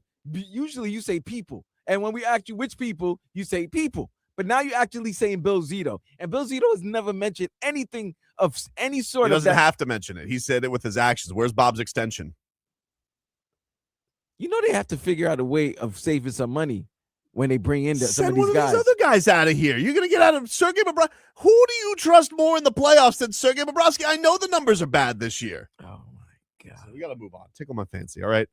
Why did you get me up in this tizzy, Leroy? Because you're the only one that started it. You brought it up. Nobody talked about Bill Zito till you brought it up. And then you're a phony. Why? You are a phony because the guy that got you to this point, you are now criticizing any decision that he would make when it hasn't even been determined that he would make a decision that you brought up. Yeah, Bill Ziti. I'm watching him. That's funny. D-Sizzle. D-Sizzle said the Tobin Bill Ziti. Love ZD. The AFC Championship, Leroy, is Sunday at 3:00. The New England Patriots visit the Denver Broncos. New England is a 4.5-point road favorite. Does this game tickle your fancy? It does. I'd be inclined to go ahead on and take that run with My fancy with is Denver. tickled. It's just something about how they do stuff. They do lose. I mean, their quarterback has been awesome this year, but I think they'll find a way to keep it close. You know what? I'm rolling with Denver. Okay, just straight up, flat out? I take my points, but Take yeah, your I'm gonna points. roll with Denver. Smart decision. I roll with Denver. I'm Sure. taking Denver. It's something about what they've done all year. Like that means that even if their quarterback is out, they still can keep a game close. So, All right. And then Sunday, 6:30 on Fox. The NFC Championship. The Los Angeles Rams take on the Seattle Seahawks. Seattle is a 2.5-point favorite. Basically, Does it's a this pick 'em. game tickle your fancy? Yes, it My does. fancy is tickled. We have been kind of sleeping on Seattle and kind of talking about how great the Rams were. Seattle's the 1 seed. That's a tough place to play. Their defense is unbelievable. I think I'm rolling with Seattle. I just could have sworn I seen the Rams drop 30 on Seattle not too long. Yeah, it can happen. I'm not saying it can't happen, but I'm saying if I have a pick, if I have a choice, I'm gonna roll with the defense. What's the Super Bowl we want the most, though? Juiciest Super Bowl. Rams Patriots. Rams Patriots? Yeah, what is it? That would be round I think 3 overall or 4? That would be the third battle between them. I would the Super say Bowl. with the Patriots winning the first two. Rams Patriots. Yeah, because you're gonna have the 2 MVP candidates going against. Yeah, that's true. That's true. That's true. Although I don't think the Rams could beat. We don't really want to watch Jared Stidham in the Super Bowl. By the way, you know there's more for him to tickle his fancy on Sunday. Oh, Heat and Panthers are both playing. Heat and Panthers have a back-to-back Yeah. too? I feel like these Panthers are in Chicago. It seemed like they play every 5. They don't play for 2 weeks and they play 5 nights straight. And then the Heat- is your Phoenix. fancy tickled by Panthers Blackhawks? What time? 7 p.m. No. That's football time. Fancy not tickled. What about Heat Suns? at 8 p.m. No. That's why I didn't bring it up. Fancy not tickled. See that? You see? You can't talk me into look. You can't talk me into going to Playinville. I talked you into it Saturday against Utah. You don't want to go against. You don't want to watch against Sunday against Booker and Brooks. Yeah, I like Booker and Brooks. No. We also have the revenge of Devin Booker against Bella Larson. Yeah, we got some storylines in that one. Here's the problem. It's so frustrating watching the Heat. Right? Like, and I don't know what makes it better or what's going to fix it. Like, they tend to think that we need to do things a little bit different, or we need to do certain aspects of how we're playing better. And I would say, like, okay, but it doesn't seem like that's working. And then that's just a week before trade deadline. 2 weeks. We're getting close. We'll take a break. More to come. We're back after this.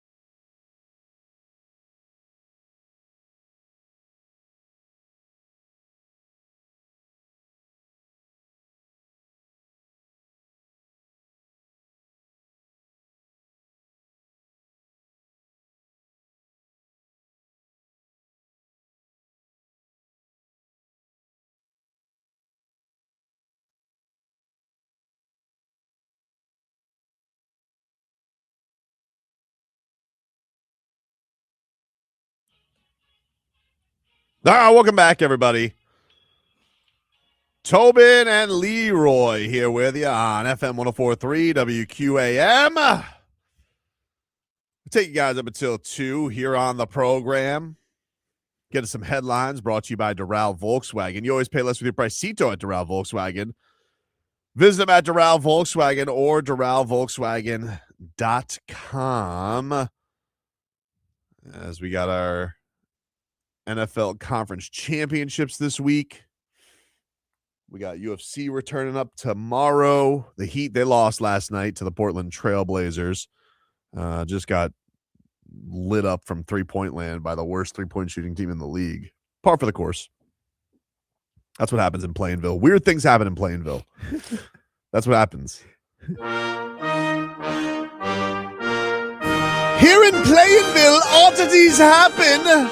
Like the worst shooting team, shooting like the Splash Brothers. That's what happens when you're a team in Plainville. All hail. MacMan, who is a rabid at Bam Adebayo fan, says the Heat lost, but Bam played hard.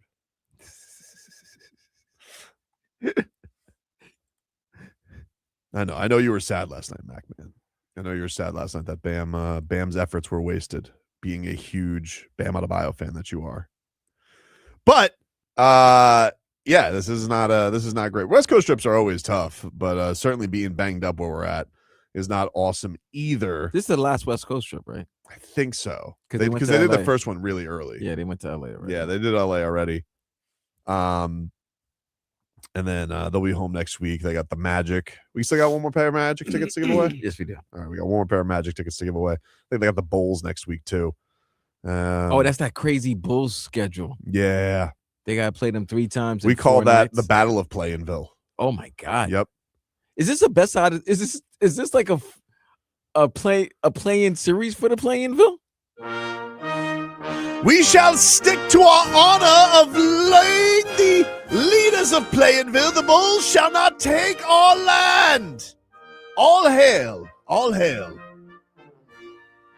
Josh Giddey won't be so giddy when he's got Davion Mitchell on him like a blanket. You got to drop a triple-double on him.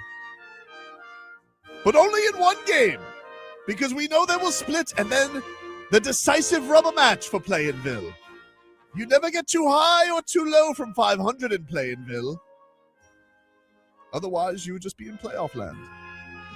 What is wrong with you? Oh, man. Please do something fun.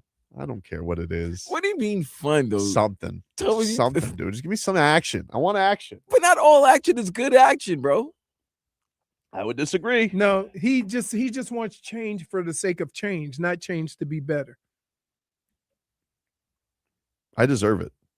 I deserve a splash. We all do. Splash doesn't necessarily mean better. It doesn't mean worse. Yeah, it could. It could mean just you remain where you are.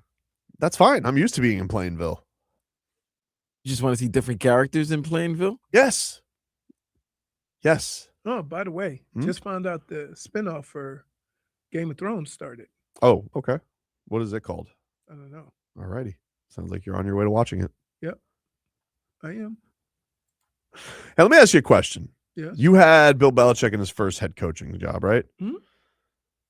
How'd you know that the guy had some cachet? Like right off the bat, what did he do that first season? Like, what is Jeff Hafley?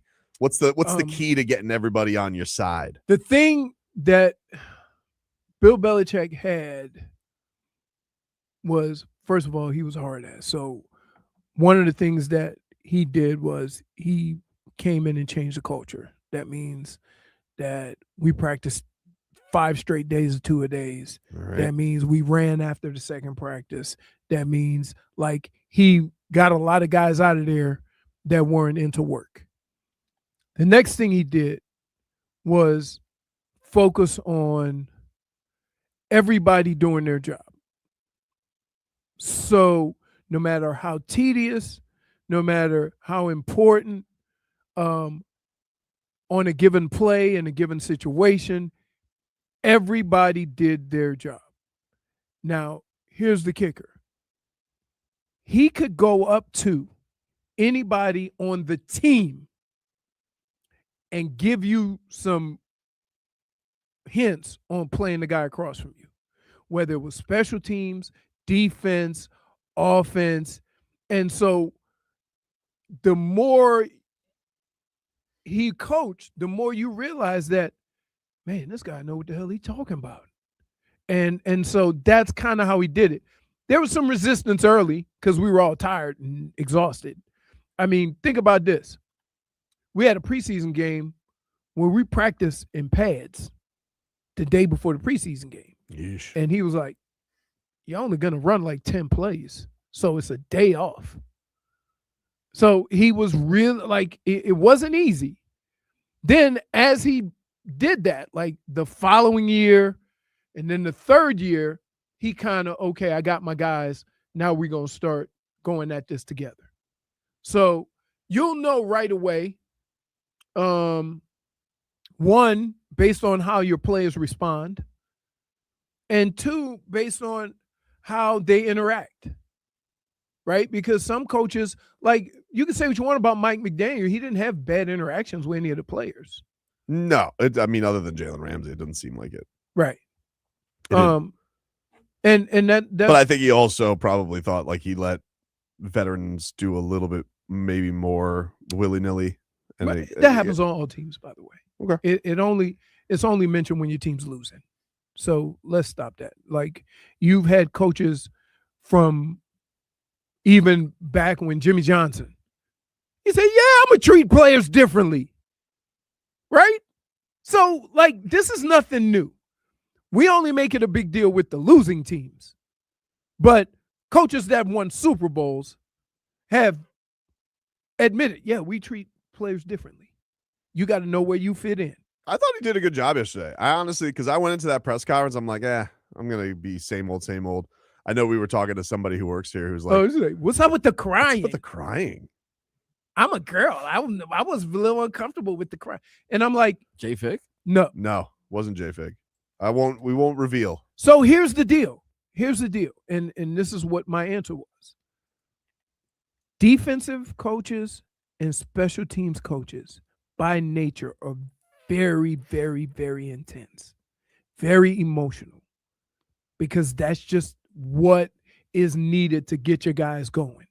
So when I think of guys that, are emotional like that and may cry, I think of three positions: a defensive coordinator, a offensive line coach, and a special teams coach. Like, those guys will shed some tears because they're very emotional. Those are your most intense guys on the football field most of the time. If you guys didn't hear, this was him getting emotional at his press conference yesterday, Jeff Hafley. I want to thank my family, and this will be. You could already tell. Here it comes. Waterworks. This is why I saved it for the end. Hope and Leah. Hope's laughing now, so that's good. Leah, I thank you guys, and I thank Gina. And I can tell you this about Gina. Gina's not into this, so she can walk around and tell people that she's married to the head coach of the Dolphins. She doesn't care. All she cares about is us, how I'm feeling, supporting me, and doing everything she can for those kids. I'm lucky today, too. I got my mom, my sister, brother here today. Flying here to be with me means everything, and I thank him for that. And for my real coach, my dad, my first coach, who toughened me up, was there for me. I appreciate family more than you guys have any idea. And like I told you guys, I'm gonna wear it on my sleeve at times. I'm gonna be passionate. I'm gonna tell you how I feel, and you're gonna get everything I have. And to the city, to the fans, this is a storied organization, one of the best in all sports, and you deserve a winner. You guys deserve a winner. And I am going to do everything in my power to bring you guys that. I am so proud to be here, and I cannot wait to get started. Thank you. Well, thank you. I thought he rallied. Tell you one thing, even with the tears, he was clearer than our last coach. Don't do that. He was. But don't do that. Why? don't do the thing. Like, first of all, whenever you get whenever you get something new, the excitement in itself is going to be different. But that was the thing. I went into it yesterday. I'm like, I'm not going to be excited about anything here. But I liked it. I was like, this guy seems like a real dude. I like him. It's also the difference between offensive coach and defensive coach. Right? Like, have you ever seen a calm defensive-minded guy? Right? It's usually the offensive guys. Time out. Huh? Dan Campbell's very emotional. Yeah. And he plays offense. Offensive line. Remember, he was offensive line coach. Tight I end. put that in there. I put that in there. Offensive line coach, special teams guy, and defense coordinator. I'm telling you, those guys are very emotional because of what it takes to motivate your guys to go out there and play. So we put in tight ends with the O-line? Yeah. Okay. I mean, he wasn't Ozzie Newsome. I mean, I know that. He was closer to a tackle than he was to Ozzie Newsome. I mean, he wasn't, Yeah, that's what I'm saying. Richmond Webb. He was closer to Richmond Webb than he was to Ozzie Newsome. Come on. I mean, look, he's an intense guy, emotional guy. You can tell based on how it started, that's who he is. That's fine. It's good enough for Troy Aikman. It's good enough for me, dude. Oh, my God. Stop with that. You want to wear Doesn't matter if Stetson. you have one ass cheek and 3 toes. I will beat your ass. See, that's offensive line coach. You like Troy Aikman a lot. Like, you're really enamored. I do like Troy Aikman. You want to wear a Stetson hat. What's wrong with Troy Aikman? Wear a Troy Aikman. Drink Nobody Troy said- Aikman Nobody beer. said there's anything wrong with He's wearing a Dolphins pin. He's fully invested. You want to wear cowboy boots, aren't you? Maybe. Some Wranglers. Maybe. Some Wranglers jeans. What's wrong with Troy Aikman? He's Give him some love. You're very enamored with him. I'm just, you know. He's a Super Bowl winning quarterback. He's the voice of Monday Night Football.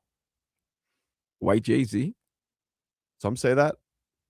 You could see the resemblance. There is. Tobin is Troy Aikman. Who said that? Who do you think? Who do you think? The tag team duo. Here they come. Point Here they go. Twitcher. Look, I'm okay with Why are the Dolphin fans like it? Why, I don't understand why anybody would be apprehensive to be happy with Troy Aikman. No, it's like no. Look, You can like Troy Aikman and like Dan Marino. That's fine. yeah. Dan Marino's So, by the Dan way, Marino's been here, and honestly, I think it's good for Dan Marino. You want to know why? What? Because it's like a peer. Like, I think Dan Marino has kind of been like, he doesn't want to rock the boat. He has good feelings with everybody. He's good. Dan Marino's good vibes on everybody, right? But now you have like Troy Aikman here, kind of ups the ante a little bit. So I think it's good for Dan Marino too to have Troy Aikman around. All right. Garfinkel's going to be around no matter what. You know him. He's sitting there thinking about his next that's $1 billion idea. that's the business aspect of the organization, right? Like, he doesn't have a lot to do with this stuff. I think it's going to work out. I Stolen think, McRib says Loose Goose Floozy already bought into Troy. Yeah. I'm not being a Loose Goose Floozy. Yes, you are. I am not. Can I just tell you, it don't take much to get your goosies going. Loose Goose Floozy. It's a bit embarrassing. Why? How quick you just go goosies. I'm very impressed with Troy Aikman. What's the problem? No, because guess what? If he didn't like the guy, he'd be like, Well, I didn't really have any opinions on Troy Aikman until this. If this was Phillip Rivers, you would not be liking this. It's not Phillip Rivers, But though. if it was Phillip Rivers helping with the Dolphins, you would not be so giddy. I don't know. and What do you mean you don't know? No, I don't know. This is where he goes. Let me say the line. Hard to say. It is hard to say. Oh, my I feel how I feel. That's Vlad. This is why I get frustrated before the conversation. No, but I don't understand Because what the I know problem how is. this is going to play out. I'm going to get 3 hard to says. And yeah. And you know what's gonna happen, right? Say the Dolphins struggle, they're 2-4 or 1-4. They're going to be that. Right? No, but where's this Troy Aikman? Where is he? Just hobnobbing, doing all these Monday night football games? What are you doing from Tuesday to Friday, Troy? Huh? Those are fair questions. No. Those are fair questions. Listen, this is all the rage right now. You have big QBs all over the place. Matt Ryan's doing things. Tom Brady's running the Raiders. All right. So he's got to be able to multitask. He's got to be able to multitask. Tom Brady is not running the. He absolutely is. Wait a minute. Leroy, you're talking to a guy who you just had an argument yesterday about Troy Aikman's full involvement in the search for GM. Yeah, and he lost that battle. And by the No, way, I didn't, because at the presser they acknowledged Troy, but they didn't say one of the reasons why he gave beers to Hafley. He hired his boy. He gave beers to Hafley. Dude, he hired his. You know that the Raiders had interviews in Miami because of Tom Brady, right? Because he lives down here.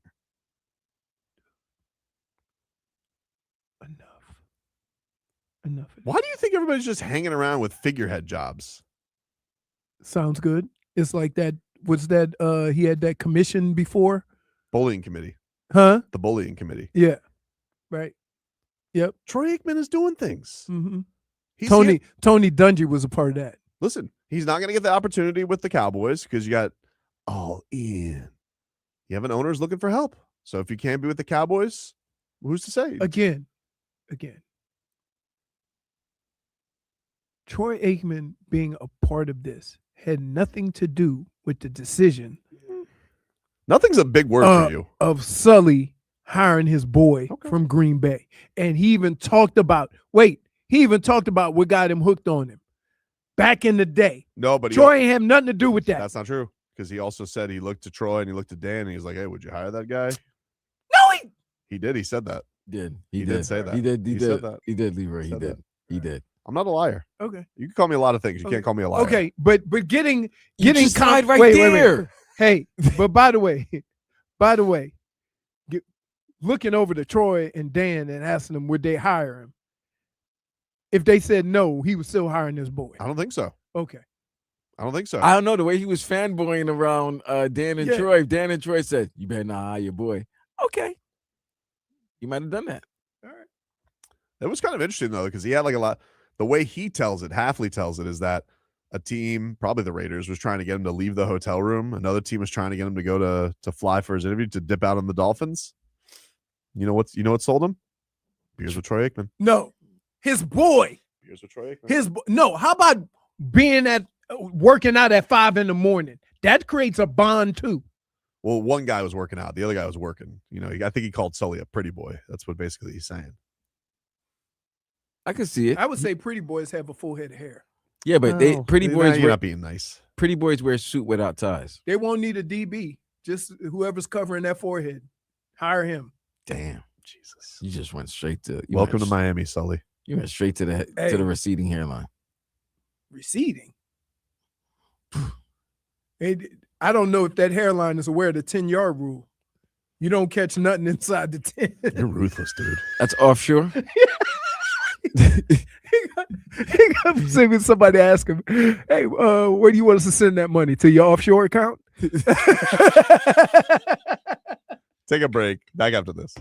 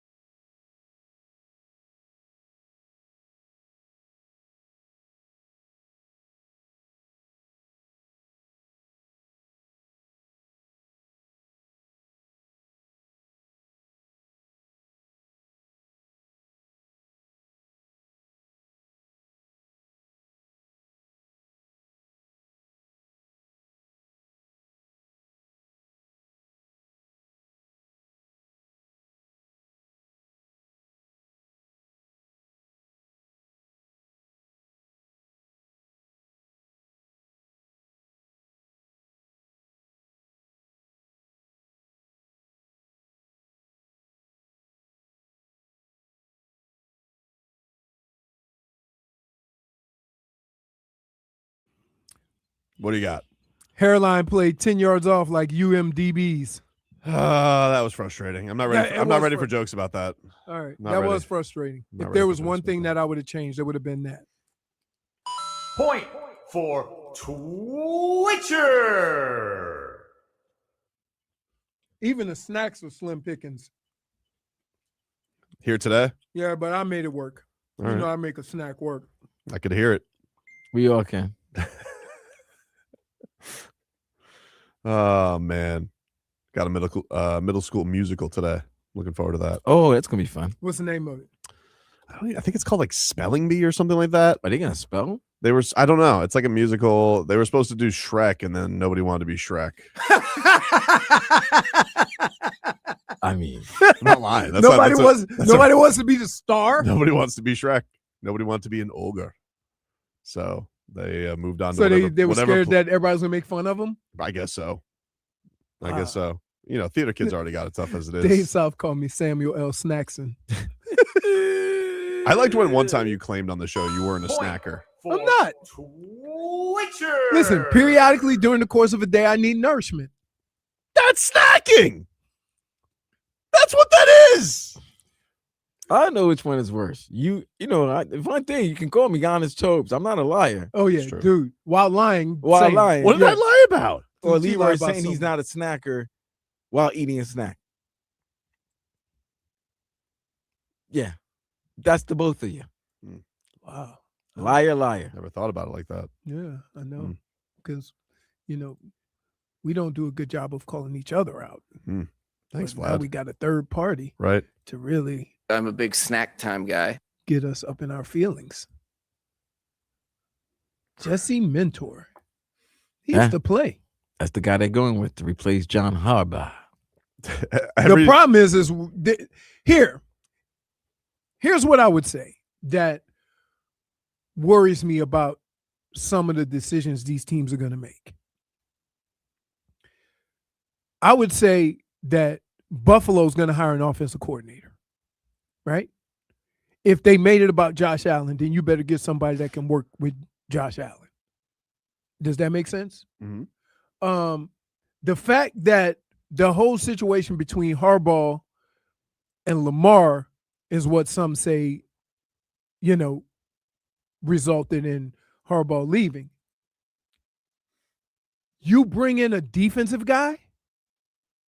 How does that help Lamar? You understand what I'm saying? So if you Not a lot of good offensive coordinators out there, though. but that's why you don't get rid of your damn coach. Yeah, I guess. But that was but what if Lamar doesn't like the guy? What are you supposed to do? Right. No, it's all valid points, but you bring in somebody that is gonna kind of work hand in hand with your best player, which is an offensive guy.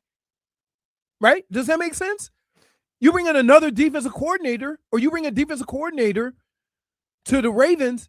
Now the most important hire is the offensive coordinator. The guy that's going to work with Lamar Jackson. And if that was the problem, why wouldn't you hire a guy that could work with Lamar Jackson from the get-go? That's all I'm saying. Because, look, they hired a coach. But now everything's going to go with, okay, who's going to be the offensive coordinator and work with Lamar? So, in effect, you're going through the whole process twice. Just saying. Right. They fired Harbaugh because the head coach quarterback relationship deteriorated. Okay. So don't you think you need to bring somebody that's going to work closely with Lamar Jackson? If you get the offensive coordinator. Oh, but that's what I'm saying. Would you have tried to find an offensive guy to be the head coach? Yeah, I would, but if there's anything that's actually been downgraded in Baltimore, and you would say it'd be the defense. Oh, yes. So yeah, that defense. I've never seen Baltimore's defense look like that. So maybe in that's why years. Maybe that's the reason why they went to a defensive-minded coach. Okay, I got you. But that's not why the last coach was let go. The last coach was let go not because of defense. The last coach was let go because of relationship with the quarterback. So what would be the most important thing for the new hire? The relationship with the quarterback. Yeah.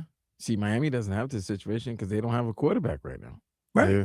So they don't need to have a quarterback relationship. Maybe Lamar. They will if they bring in Malik Willis. What if Lamar's in those interviews? Maybe he wants to, because Josh Allen's in the interviews. Well, Lamar was. I mean, they already hired Minter, so. But was he in the interviews? He had to give the okay. I don't know. What if he doesn't like that hire and he goes, maybe it's time for me to go? So what? He's gonna call. Hey, let's make a call to Miami. I don't know. that is an interesting idea. Bro, by the way, phone on silent. You've gotten like 9 Facebook messages while you've been here. That's not me. It's definitely you. No, it's not. No, it's me. It's no. you. Apologize. I'll give you that. I'll apologize. My phone is vibrate. Minus I did find that odd. I was shocked by that. You too. Like, you see how he just For went after me? technological snafu. You could understand me. why I would think it was you. No, he just attacked me. You could understand why I would think it was you, though. My phone has, as long as you know me, you've never heard my Tobin, phone ding. I can understand why, but it was on me. All right. So You've never heard my phone ding. That's why. I know, but phones are updating recently. Like, I didn't know if you just. it had is something you and messed up. technology. You phones and technology. Laptops, computers. Hey, many things can let me tell happen. I had my IT guy give the little once over in the room before he left. Make everything was good. Yeah.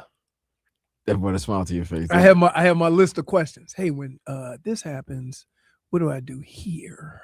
Okay. Notes. Okay. You ask the questions like you asking hockey questions? Yeah.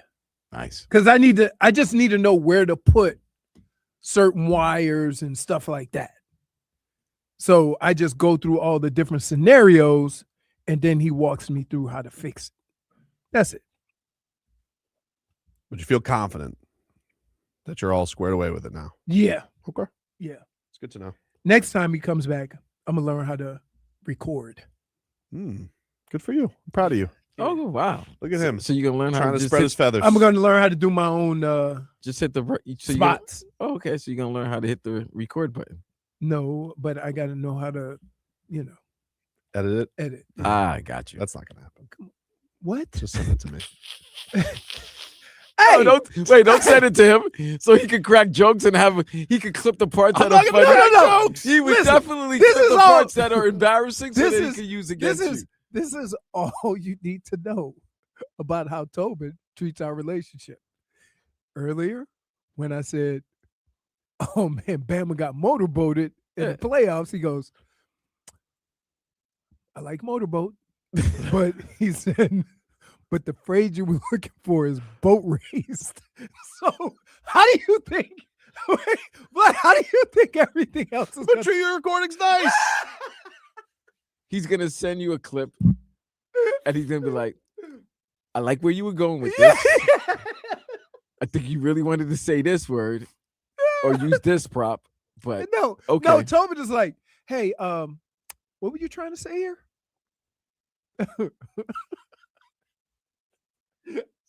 That's a good friend, though. He's looking out for you. No, he's not.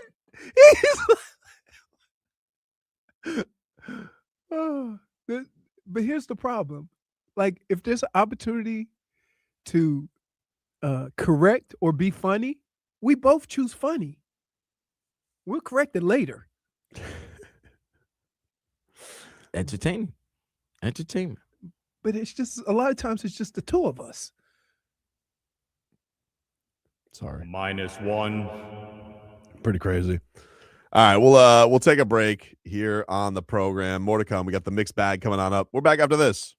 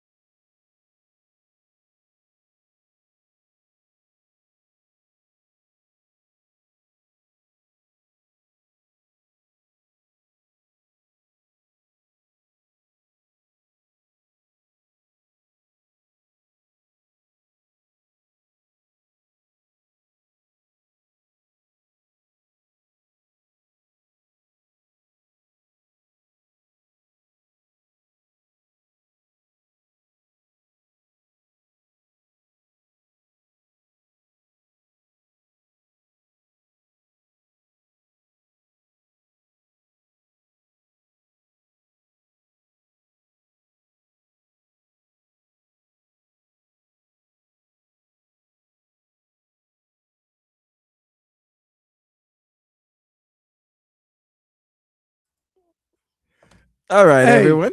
Hey, no. Get the buttons ready. Okay. As you can see, we have an empty chair. Oh my God! Look at this. And here's the kicker. What is this? There is nobody in the building. This is a ghost town. This is Yeah. Friday and nobody's in here. So I do not know. I do not know. He's not hobnobbing. You know, is he talking to Glenn? No. No, then I couldn't even. I didn't even see Glenn. Mm-mm. Glenn. You think he had to use the little boys' room? Huh? You think he had to use the little boys' room? I don't know. You know, it happens. That's why you have others on the show. And that's why we have. Hello, Jennifer. Hello. What's happening? Oh, I see you got your new merch. You got your new merch? Look at that. Yeah. They gave her the merch. No, we got it. I got one in my bag. I had to kind of like beg for this one, and not really beg, but like we were both there. Say I was gonna take it anyway. Right. That coffee was important, Tobin. What's that, buddy? Was that coffee important? Well, I'm playing sick today, so I'm trying to. I'm refueling. He's on not tea. drinking coffee. He's drinking. I am. I'm tea. drinking tea. I'm a tea man. Oh, he's drinking tea. I'm a tea man. You know you were late. I understand. I'll take my -1. Minus no excuses. 1. Play like a champion. I'm just trying to give you guys as much as I can. He's playing under the weather. Yep. Yeah. Yep. Stupid kids. Hey, is there anybody who had surgery in the morning and did the show in the evening though? I did. No, nobody's just. I did that. I mean, like, I'm not sitting here ever taking credit away from you. Wasn't the best show. I was in a little pain. Are you okay now, though? Oh no, yeah. Okay. No, I mean, keep in mind, I was still a little loopy because I had surgery 2 hours before that. But sometimes the best thing to do is to keep moving, right? If you lay around after it, it makes it worse. So I just keep moving. Trying to get it going.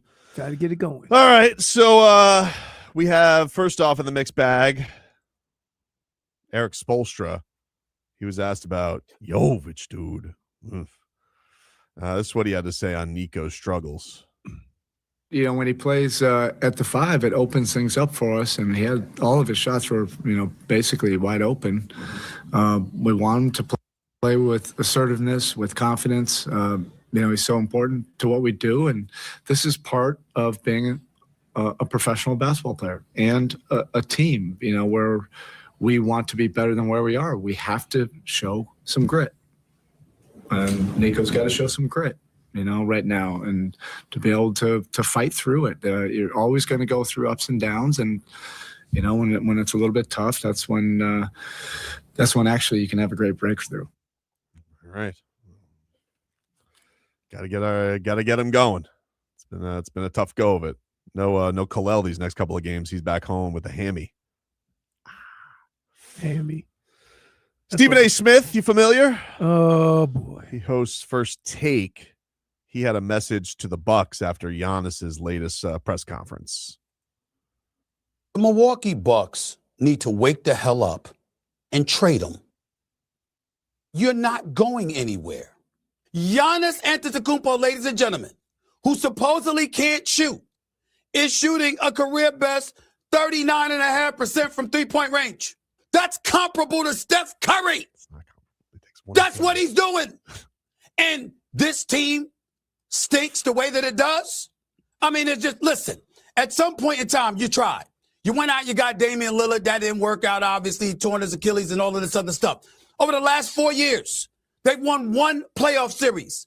They are 1-9 in their last 10 postseasons. How much evidence do you need? I mean, how many times have I said when we've been on the air, Wendy, if it walks like a duck and quacks like a duck, it ain't a damn mongoose. It's a duck. Look at them. They're not good. Period. You want to crack at that? Nope. I mean, nope. What he know about mongoose? -1. Yeah. For show poniness. So the problem is, oh, bless you. Gesundheit. Mongoose. Thanks. The problem is like they've made attempts to get people around him. It didn't work out. For him to say he's shooting 39% from three, which is comparable to Steph Curry, except Steph Curry shoots 12 a game, and he's shooting three. It's not comparable to Steph and Curry. He's shooting three. I don't think he knows how math works. So I don't know. It's not even shooting three. He takes just over one a game. Right. Like, it's not comparable. That's not comparable. That's not what that is. And when I turn on the TV and I try to do this, a lot of people don't understand it, but this is what I try to do. I try to explain a situation or a game without just looking at the box score, right? And Stephen A. just did what I think is a big no-no, is that you just went and looked at the stats and saw 39% and ran with that, right? That doesn't tell the story. Either he or he had a bad producer. Right. That didn't tell the story. That doesn't tell the story of Giannis. At no point in time are we saying that, yeah, I'll take Giannis shooting a three over Steph because they got the same percentage, right? Like, so, yeah, we tend to do that, though. We tend to look at the numbers and not really give the explanation of the numbers, because I give you a perfect example. We talk about, hey, why didn't the Canes run the ball more? I'll tell you why. Because they had 14 plays by the middle of the second quarter. It was tough. It was tough. So while we sitting there explaining, I wish they would have stuck with the run, but like you have to watch the game to understand why. I don't like Uncle Ruckus calling Nikola Jović Niko Rozier-Vich. But here's the problem. I don't like that. And somebody made a valid point. Okay? What? He didn't go after Nico like he'd been going after Kalel. Who? Spo? Yeah. 6'10" and got no rebounds. I think he did.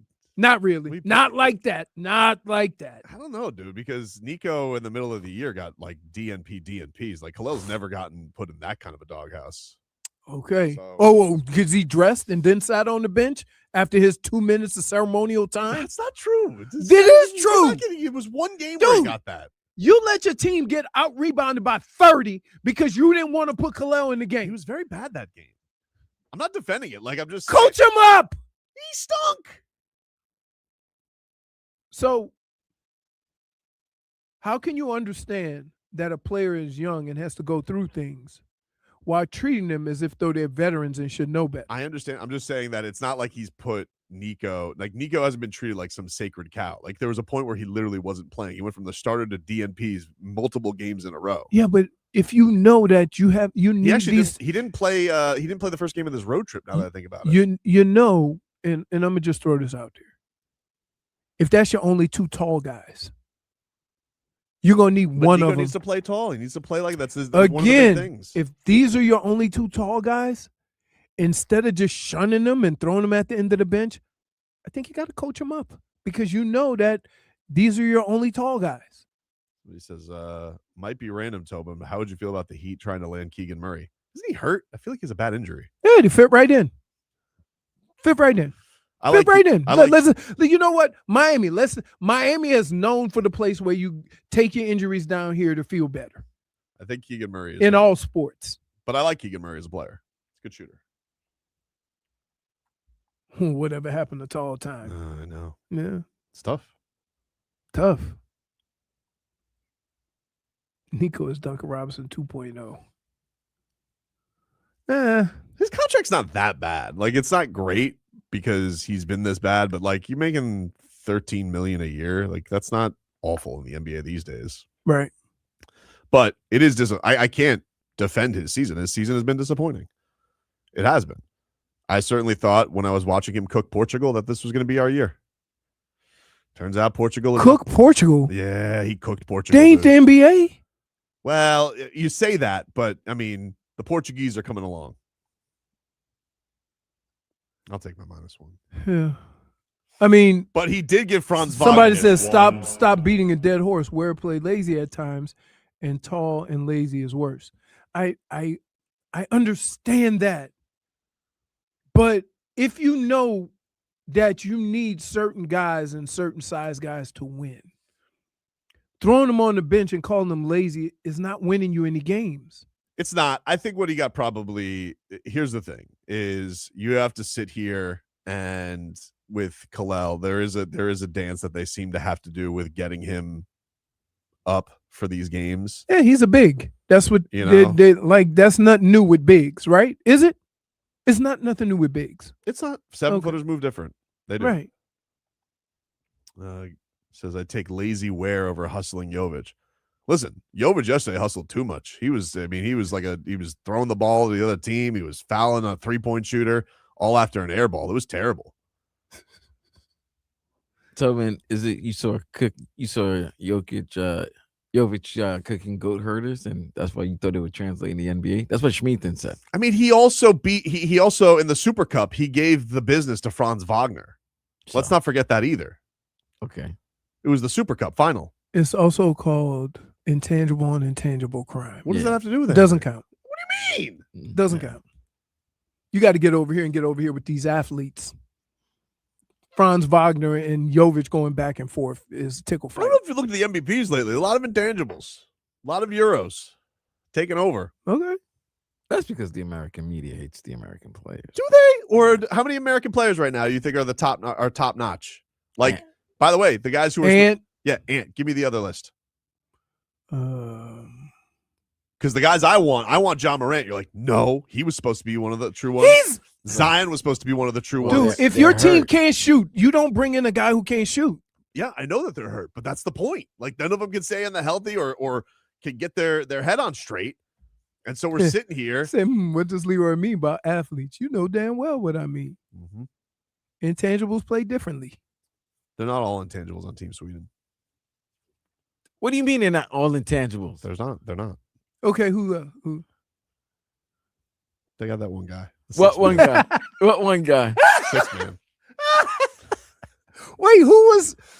Didn't somebody play for another country? Why, is he for Miami? Is he a Swedish chocolate? Shane Larkin played for Turkey. Yeah. Shane Larkin played for Turkey. Yeah, but I mean, we know Shane Larkin's American. Yeah, but was he playing in the Turkish league? Yeah, he might. Yeah, have he was a king of the Turkish league. Right. Yeah, but that Swedish guy. I don't know where he is. Swedish? Was he like a Swedish chocolate? No, he was. I mean, I don't know what to answer. I don't know how to answer that. You back yourself. No. Uncomfortable. So was he black? Yeah, I think. I mean, I think he was born in Sweden. Come on, I'll get the roster. Born in Sweden. You sure? I mean, are you sure? That seems very interesting. Eurobasket team roster. How you gonna be able to pick it out without pictures? You looking for Leroy? I know who it is. It was Bara Njai. Oh, he's not American. He's African. African. Where is he born though? Played in Spain and Sweden, but where is he from? He was good. Oh, wait a minute. He's from he's a young center.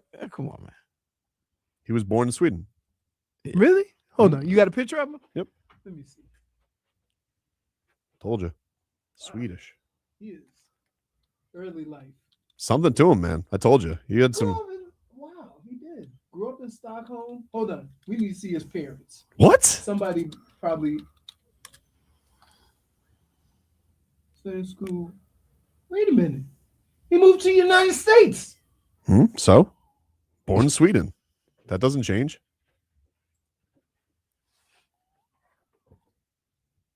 Dude. What? I mean, he's right. I am right. I told you. They had a guy. All right. He's not. And Schroeder. That's German. It's still European. Right, but we could tell. We knew what happened there. He's like Eurobasket Michael Jordan. That dude been playing for a long time. Incredible. I've seen him go through all his hair stages, and now he's bald. There was a Twix. Remember the little the Twix remnant. The Twix remnant. Yeah. Melted Twix. Crazy. Bad. So yeah, the Heat did not so Mac McClung isn't an athlete. Oh boy. Oh my goodness. Okay, you can like every story has an anomaly, right? To see that guy dunk like that, yeah, that's something special. The intangibles are. What about Zach LaVine when they did that dunk contest? That was something That special. was something special. Right, but he's not. Zach LaVine is not Zach LaVine. He's part of us. Yeah, I don't think. Is we, he? I don't No. think we can claim Zach LaVine. LaVine? So he still was. Don't look at me. Sanaa Lathan. Huh? Sanaa Lathan. Who's that? You don't know who Sanaa Lathan is? Love and Basketball? You don't know the actress? Oh, yeah. Oh, yeah. You think, how many Lathans do you know? None. Okay, then. I mean, And so you. it's but a you're- kind of I think you're gonna- Levine might be a Lenny Kravitz situation. How many Rosses you know? I know a bunch of Rosses. Okay. When you look at Tracy Ellis Ross, you know that, Yeah, that's yeah, Diana's daughter, right? yeah. But you seen her dad? Yeah. Yeah, there you go. But that's what I'm saying. It might be a Lenny Kravitz thing. You got, yeah. But, we claim Lenny I don't think it Kravitz. is. No, Do we Lenny's claim out. we claim Lenny Kravitz? Yeah, Lenny's Do part we? of it. Yeah. We claim Lenny. Okay, because all right. Anything to mix back?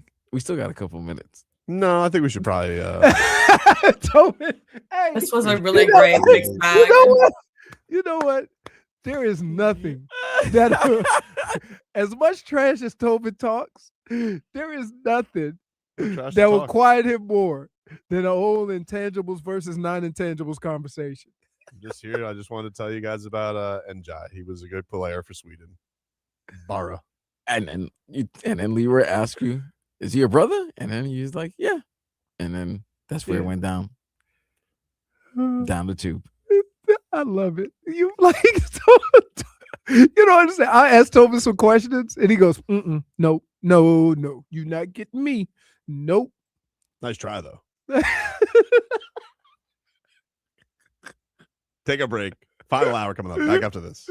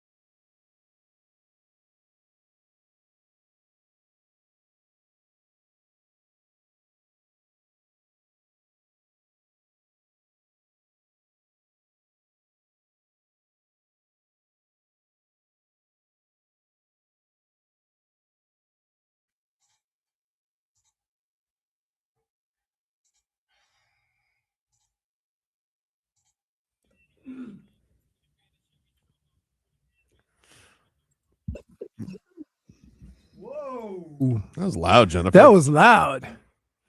Your bangs went like this. Oh my God. You heard that? Heard it. Sure did. We're back on. Yeah. No, but I thought my microphone was off, so I guess it was the clean. And feed. it's echoing. Yeah, we're hearing double. Double.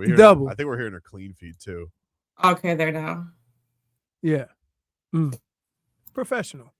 Something's You know going what, on. Leroy? Don't. Oh come no, up no, to me. don't Don't do that to me. Don't do Don't that. do that. You know No. what, Leroy? You know what? She thinks she could Leroy? just like talk to you. Yeah, where, like, any old she's kind gonna of switch. yeah. You think you could just talk to me like that? Well, you're the one that constantly has issues with technology. -1 for technological snafu. Maybe it wasn't working right now, so yeah, there's a reason why that happens. Also sounds like your mic is off, like you're talking to the computer. She just shakes her head at me. Goes, no, No, no, no. no. How dare you say I snafu'd? I didn't say it. The big voice said it. For technological snafu. Anyway, headlines brought to you by Doral Volkswagen. Wait, why did she look so? Yeah, she angry. gave you a murderer look. Yeah, I know. Why? It's Friday, baby. It's Friday. Have fun, baby. Yeah, so I cannot wait till 2:00. Wow. Hmm. I mean, That doesn't sound like you want to be around us much longer. yeah. Why? Right now, no, I don't. Wow. Wow. I mean, just imagine how it would have been if you did the whole show Right. Oh, instead of just. I would have left. No, you can't. For You sass. can't. You can't quit us. Headlines brought to you by Doral Volkswagen. You always pay less with your Pricito at Doral Volkswagen. Visit them at Doral Volkswagen or DoralVolkswagen.com. Panthers, they win yesterday. Beat the Winnipeg Jets 2-1 filthy in the shootout. Tarasov was great yesterday. Matthew Tkachuk got his first points of the season. Cool. An assist to Sam Bennett. Nice little job by Matthew Tkachuk. About time, dude. Let's get to some hockey. He's played 12 minutes. He just got back. Let's get to some hockey, huh? Oh my goodness. So, Like Time's a ticking. Here, Vlad, one of the biggest problems I have with this man right here Talk to me. is when athletes come back from injury and he expects them to pick up where they left off. Right?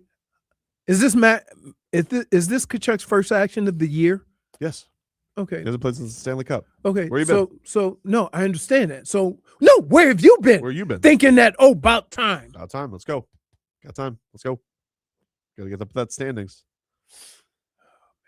I would just love to like drag you through just a little piece of what athletes go through to Nobody's saying didn't go through a lot. All I'm also saying is, let's go. Time's ticking. I have a wait. Dates, I have a bit- what do you think? Dates? What snitch? Oh wow! Did you really answer another riddle on Twitter again? No, I didn't. Yeah, you did. As he goes to delete it. He I would have didn't lied. delete it. He I doesn't- don't know how to delete You them. don't know how to I delete. don't know how to He might delete. delete his whole So I page. can't delete. I'm putting your notifications.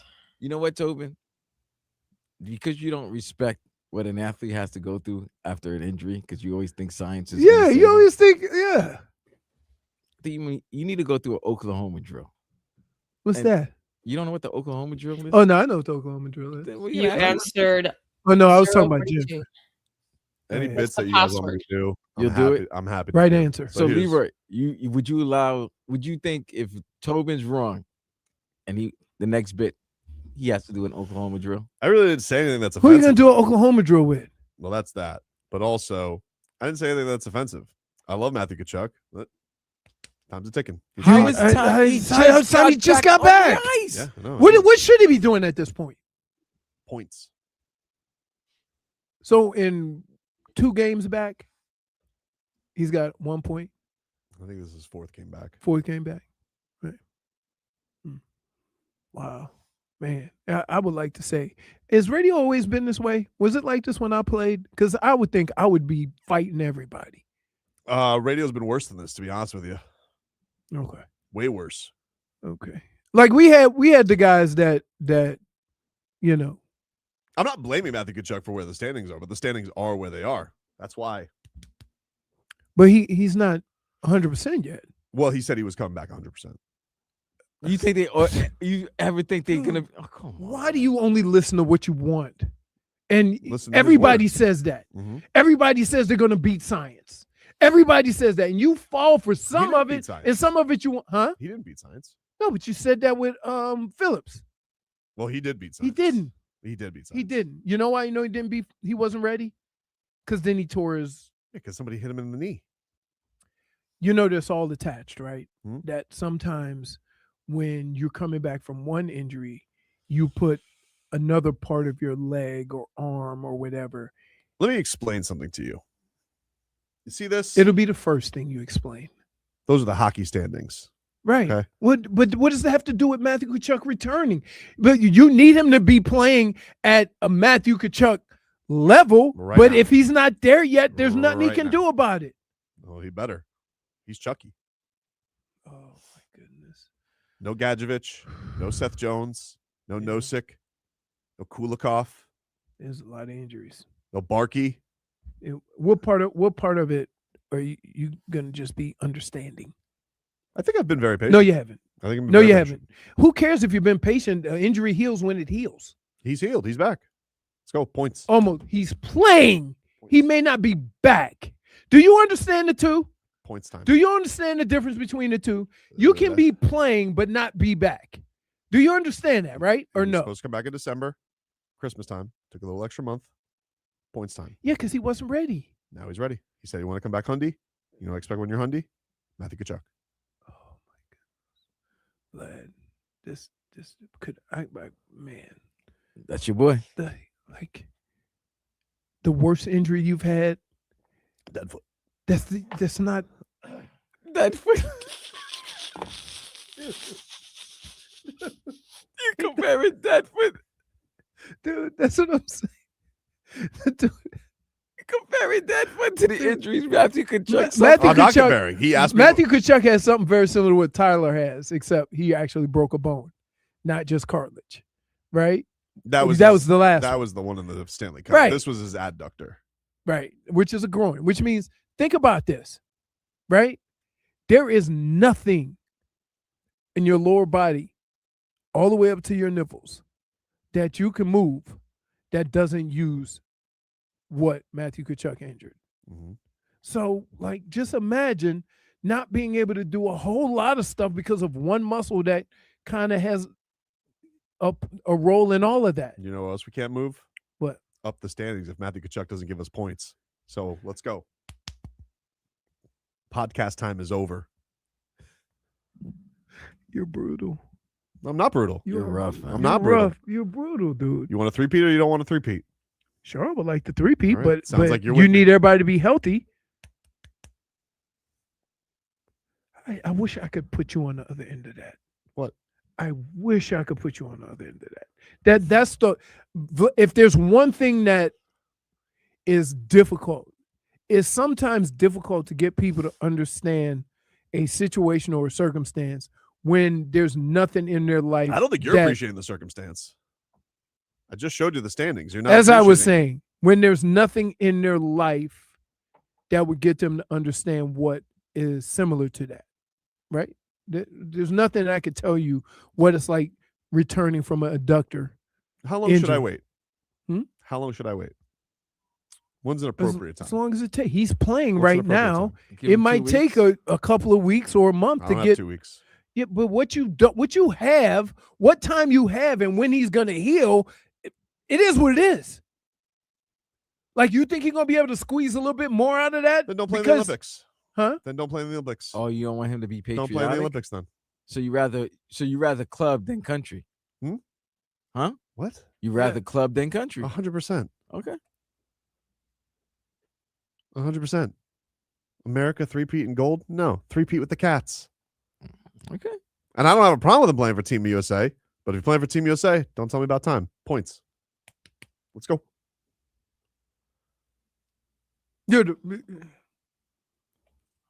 That's his point.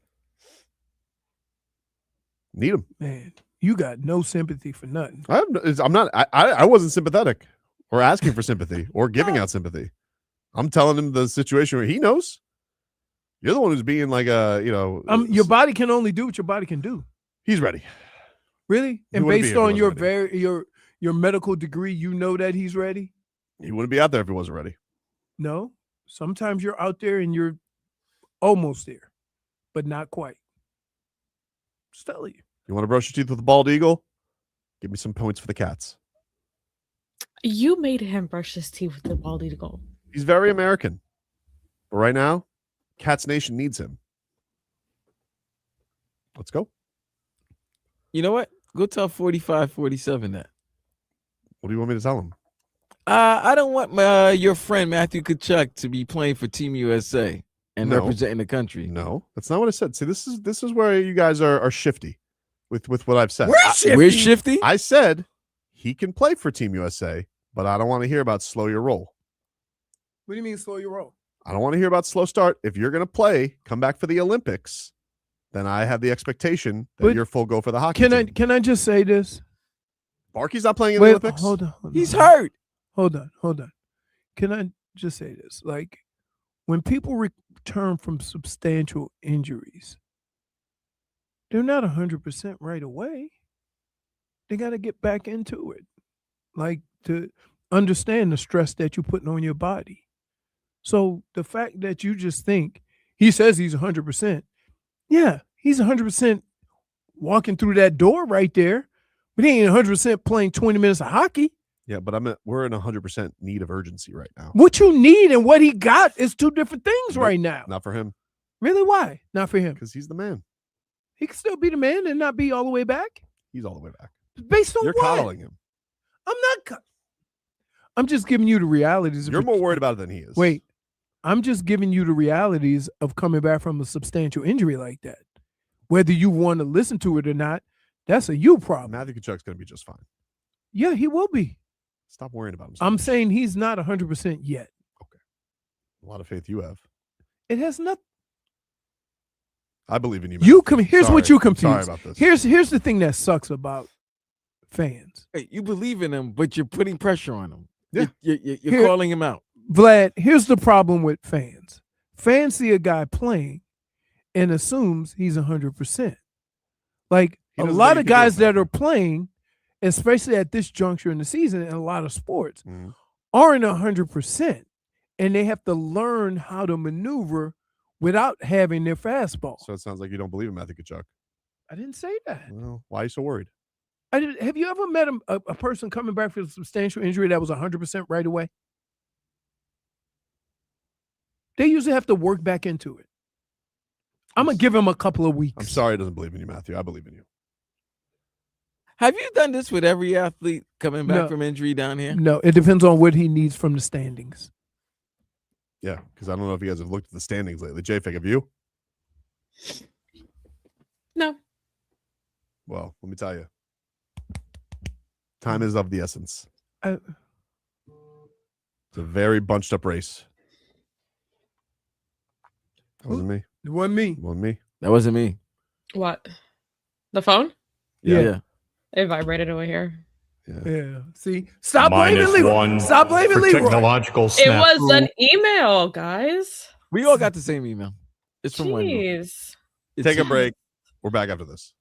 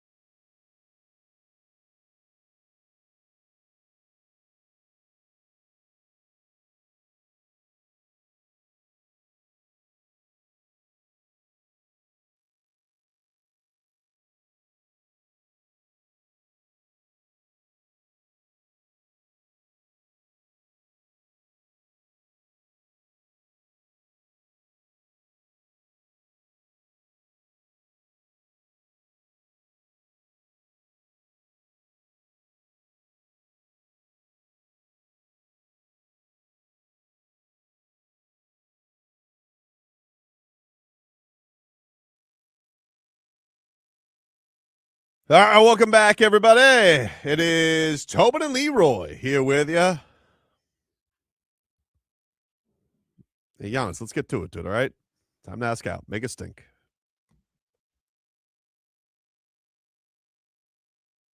You don't really think something could go down at this Pat Riley statue ceremony? No. Why not? Like,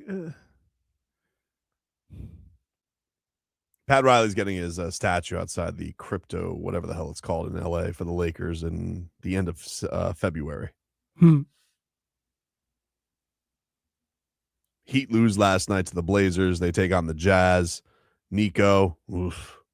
Fontecchio, though. Yakachonis got some starting action. He's got something going on with Bam. That's kind of nice. I was looking at some of the somebody put out some plus minus numbers with them together. Bam's probably like, oh, a point guard. This is nice. What a concept. You mean the kid tries to get me the basketball? What? Anyway, the Heat could have hit the broadside of a barn, and of course the Blazers. That happens way too often for this team, right? It's very annoying. Very annoying. It's very annoying for them. Meanwhile, the Dolphins, they entered a new era yesterday. Sully and Half. Hafley was on Joe Rose today. Sully and Half. Sully and Half. Half was on with Joe Rose today. And this is what he had to say on finding a QB. Well, we're going to have to lean on Sully for that. And I'll do everything that I can, whether it's here in the building, which there will 100% be the guys that compete for that job that are here, and whether it's going out and finding one, whether that's in the draft or whether that's in free agency. I mean, that's going to be a huge part of this whole entire thing. So with Sully and his department and with me helping, that's got to be one of the number one focuses because everything's going to run through that position. All right. There you go. Do you think Tua just sends him a what's up text? Congratulations. Yeah, congrats, buddy.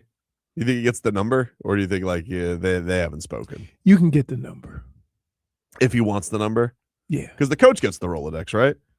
Yeah. You think the well, you have at the end of every year you leave all your contact information. You know what my contact phone number was? 411. Did they find you? No. You didn't want to be found. I didn't want to be found. After going 3-13, the last thing I want is communications from. You think Tua would be fired up if he got that text, or you think he's like awkward? I just think there'd be a conversation. Like here's what I think from the standpoint of what needs to be done and what they're doing. That they're not just going to go into it with assumptions. I think they're going to kick the tires on everything. I think they're going to have conversations with Tua. I think they're going to get a feel for the situation and go from there. I don't think they're going to make decisions and then start talking to people. I think they're going to, because at this point, it's going to cost you money anyway. Right. So no rush for it. No rush. Exactly. Why does everybody want to make sudden moves? Let these people come in, make educated decisions on how to go about things, and then live with the decisions afterwards. But to come in blindly and say, oh, this is what we want to do without talking to any of the parties involved, right? First of all, who's going to be the offensive coordinator? No idea. Right. The only guy is the Houston guy. Right. How do you know that is not going to be something they say, oh, okay. I just have a hard time imagining they're going into this trying to like fix Tua. You know what I mean? No, it's not. I don't think that's part of the decision making. Is like, oh, let's find a guy that Tua would be comfortable at offense. I'm not even saying that. I'm not even saying you build or you go into a situation saying we got to fix this. Like they're not coming in like Mike McDaniel came in. Mike McDaniel came in to fix Tua. Yes. They're not coming in with that. However, it doesn't mean that they're not going to have a conversation with Tua to see where he is. Yeah, I think we know where he is, though, right? Like, if he's not going to be the starter, he wants a fresh start. Now, I don't know if someone is going to give him just over the keys and be like, hey, you're our guy. No. I got a hard time believing that that's going to happen. He's going to have to go probably earn it in the camp. Correct. Absolutely. Other than, like, maybe Arizona. I don't know why that keeps sticking in my mind. It just feels like they're off of, because is Brissett like under? I have no idea what Jacoby Brissett's contract is. I mean, they might be in the Jacoby Brissett and then draft a quarterback late first round, second, third round type of range. Kyler Murray's just gonna go back up Mahomes. I mean, that could happen. Now I'm just just spitballing. Kyler.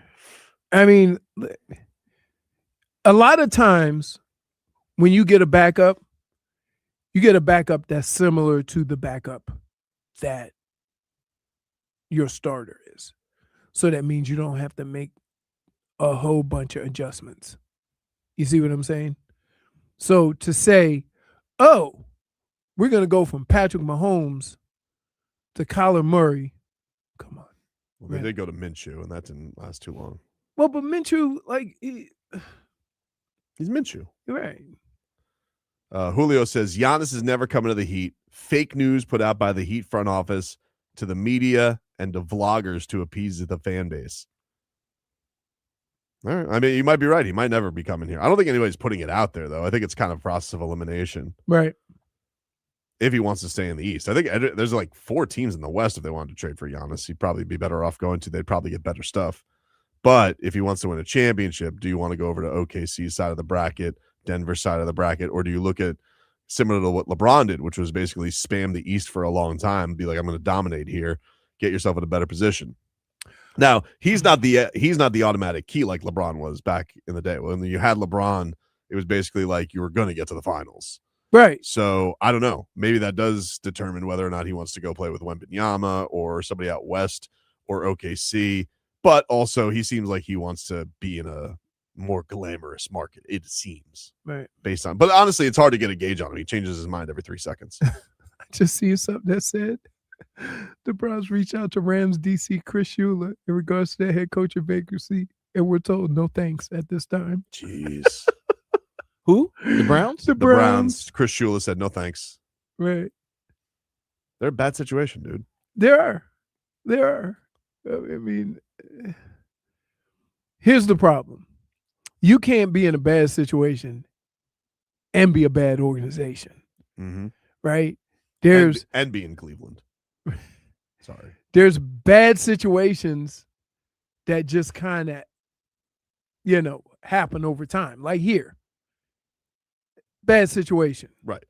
Right? But not a bad organization. I don't think it's a bad organization. I've seen bad organizations. This is not a bad organization. It's an organization with resources. I like this is the method they're going to Right. kind of straighten out the organization. I can't say it's a good organization. Mm-hmm. That would not be true. Right. But there are a lot of good qualities here. Also, I heard Hafley this morning being like, I lived next to a dairy farm, smelled like poop in Green Bay. Now I get to live by the water. So, Cleveland, that doesn't exactly have the same thing either. If you're going tiebreaker of bad organizations. So hopefully, I don't know what Cleveland does really. Like they feel like they're going to end up with somebody either super young or I guess McCarthy. Like, would he even want to go there? I don't know. McCarthy seems like he's in a position where he doesn't necessarily need to grab any job. You see what I'm saying? Yeah, he could just sit back for another year. Correct. See how the lay of the land goes. Right. Plus, he's still in it for the Pittsburgh job, I think. I don't know. Weaver's still out there as well. It sounds like Weaver's going to be Harbaugh's DC if he doesn't get a head coaching gig. He's going to New York. Oh, really? Yeah. Okay. That's what it sounds like. He's going to bring the band back together. Harbaugh. Yep. Yep. Played for him. The whole kit and caboodle there for John Harbaugh. Hey, if you guys want to go to Heat and Magic, caller number, what do you want to do? Heat and Magic. What's Kachuk's number? 19. No, let's go 10. Caller 1 10. plus 9. Caller 10 to 305-567-0560. You will win a pair of Heat Magic tickets. January 28th is that game at the Kaseya Center. Heat and Magic tickets. You guys can get at us. 305-567-0560. Caller 10 is going to win those tickets to Heat and Magic. 305-567-0560. Caller 10 will win the pair of tickets to Heat and Magic. Take a break, play a little You're Dead to Me to close things out.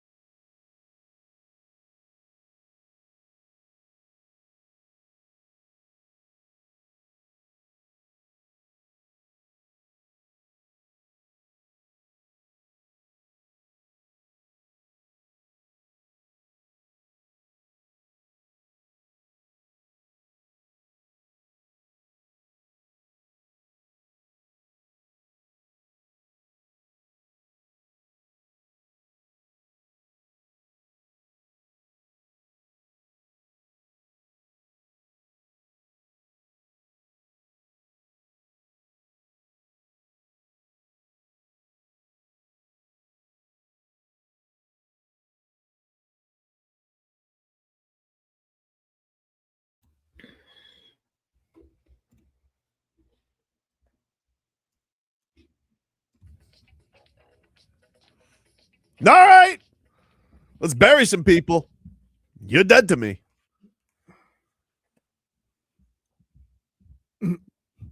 Notre Dame's still dead to me. See, that's what I was going to use. Ah. But I got. Go ahead. Go ahead. I mean, you can jump on it too. I got more. I'm sick of seeing their coach all over the place. I'm sick of their stupid reality show. I'm sick of them getting a guarantee to the college football playoff. Coach is handsome though. Very handsome. But I'm sick of their Irish ass. He's using Beijing. Perhaps. Calling that Jaylen Brown. Yeah, he's definitely using that Jaylen Brown. I'm just sick of them. I'm sick of them. I'm sick of all the rules they get to skate, and it's annoying to me. I am really just perturbed by all of it, and I wish them no success. They're dead to me. You're dead to me. Leroy, I'll take it one step further. please do. The NCAA. You're dead to me because you allowed this to happen. You went from possibly having a 16-team playoff to having an 11-team playoff because you already included Notre Dame, which is no way, no matter how bad they play, are they going to be outside the top 12. So shame on you for falling for it. Who cares if Notre Dame is in it or not? Nobody missed them. Nobody missed them. Instead of worrying about Notre Dame, what you need to do is worry about teams like Alabama, who you're letting in from only playing SEC schools, only to realize the SEC wasn't the strongest conference. And they got motorboated. Apparently. Ridiculous, Alabama. You're dead to me. Boat raced. Yep. Jennifer, who's dead to you? Mike McDaniel's press conferences. Yeah. They're dead to me. It is really refreshing being able to hear a coach talk. And, I'm not really angry after he finishes talking, and I'm not confused either. It's very refreshing. Very straight to the point. Jeff Hafley. I love that. Even Mike McDaniel never cried. That's the only difference. Listen, the whole crying situation is not a big deal for me. No? Real men cry. Sure. Yeah. They cry about. I know who it was now. Who? I know the employee, the coworker who was clowning the. Yeah. I found out. Who's dead to you, Vlad? Mr. Pagula, the Buffalo Bills owner.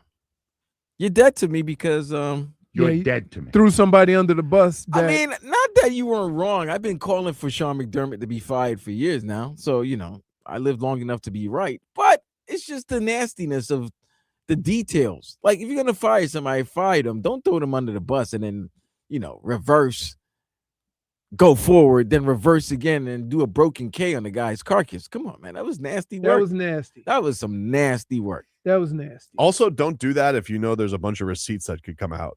Well, I mean, that's embarrassing. Like if I was Brandon Bean, like, Mr. Pagula, because he's obviously Brandon Bean is the one who told that to Terry Pagula, and he didn't realize that there was a documentary following him around, ogling over Keon Coleman. Ooh, I mean, kudos to him coming out and saying, no, that was me. Who said that? The GM. He didn't say that. Yes, he did. When? He came out after the fact. He came out and said that pick was me. Oh, wait, after the video was shown? Oh, yeah. Yeah, but he wasn't the guy that said it was the coach. It was the owner. He could have clipped him. He's like, no, sir, it was me. Mr. No, President. you can't clip.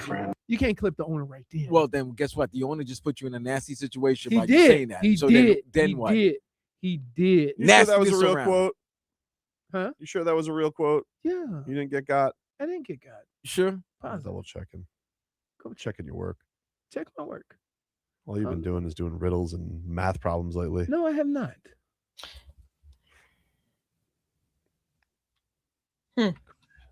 What? Oh, Leroy allowing.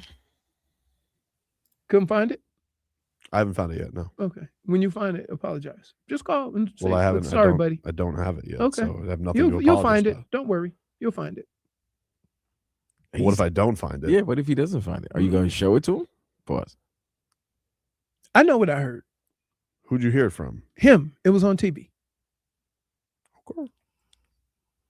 What's the guy's name? Brandon Bean? I don't see anything on that. Okay. I don't think you did hear that. I did.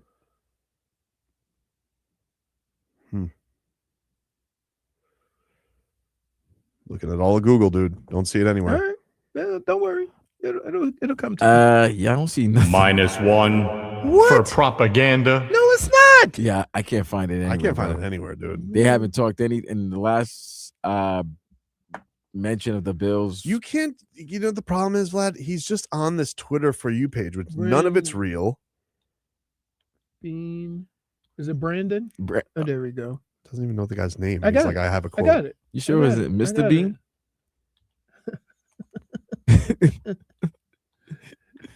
I don't think you saw that, dude. I think it was Mr. Bean.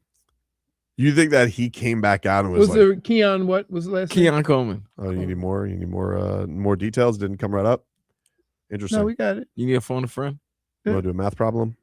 No. No, we got it. I just want to, your track record with this is not great. What? Technology, quotes, all that.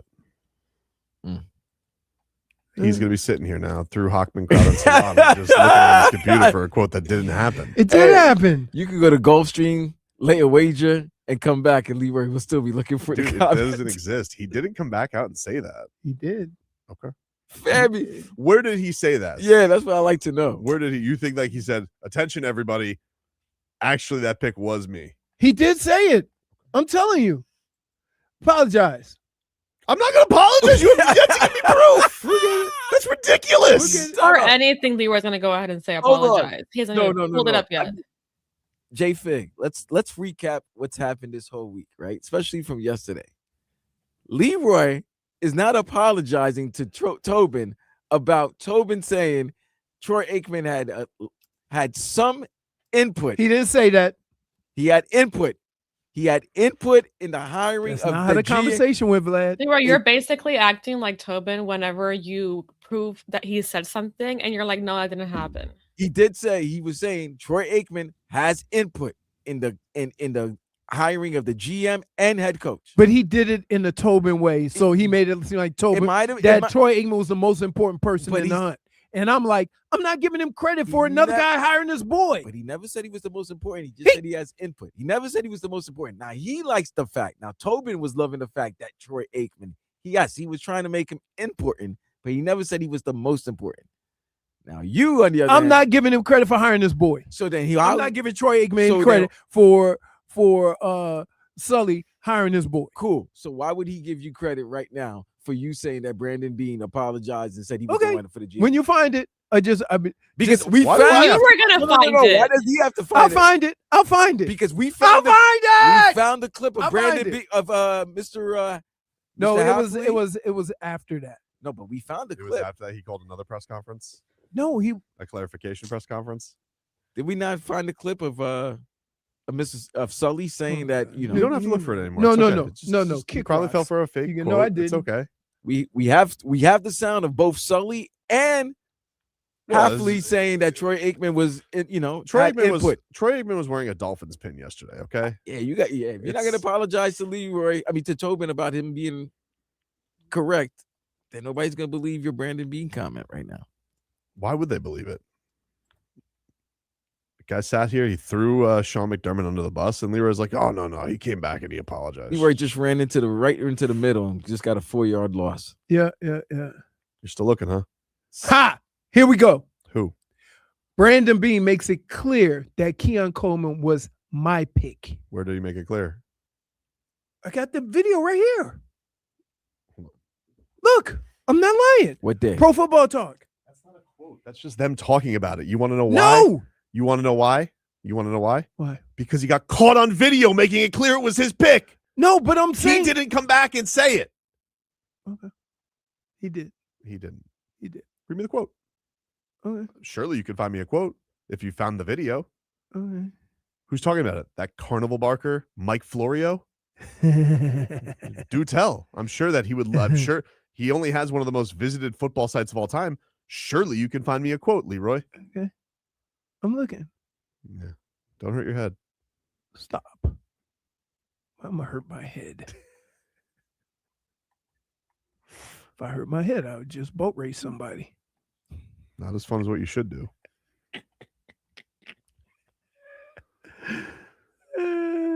Well, we got the Heat. They'll be back in action tomorrow. The Panthers also back in action tomorrow. Double dips. They got back-to-backs coming up this weekend. The conference championships are going on. You really don't want to watch UFC tomorrow? Nah. Patty the Batty? Patty the Batty. Didn't we interview him? Yeah, friend of the show. Friend of the show. Friend of the show. And then Derek Lewis. Also, I'm always going to watch him. Always going to watch him. Always going to watch Derek Lewis. Even And I think I'm going to bet on him. Really? Yeah, he's fun. These are the fights he wins, though. He's fun underdog action. First round knockout? Probably. Oh, yeah. He like. This ain't lasting long. No, regardless. Gonzalez just hits me with another Jović 1 for 8, huh? Yo, bro. It's not my fault. I'm not his agent. I can't understand. Sorry, I was enthusiastic about a guy.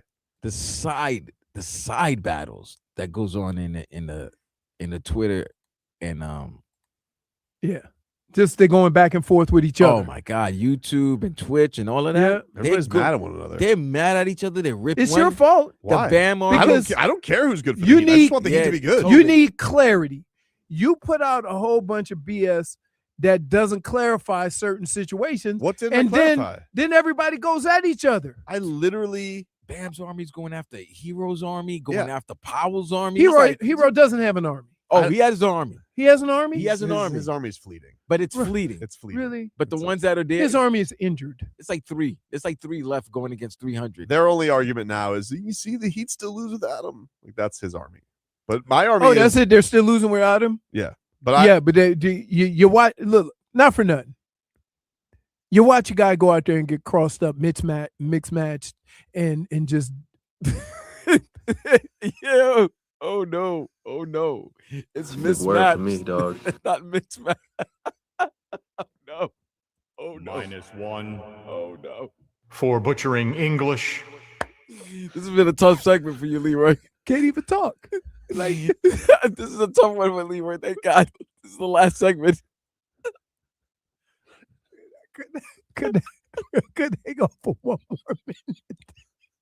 Like I couldn't get up. I couldn't get to the weekend.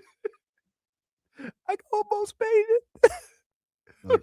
But then the worst part is The look. Yeah, I was just seeing if he was going to power through. no, it's hard to power through with you marking the tape. He looked up like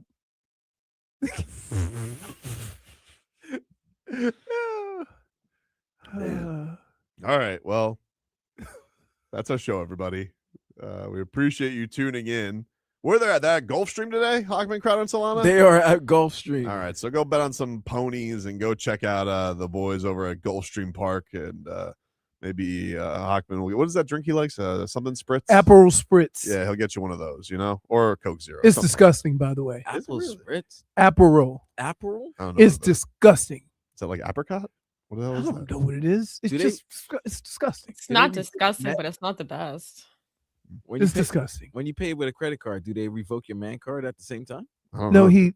no. Look, when we went to Funky Buddha and he bought one, right?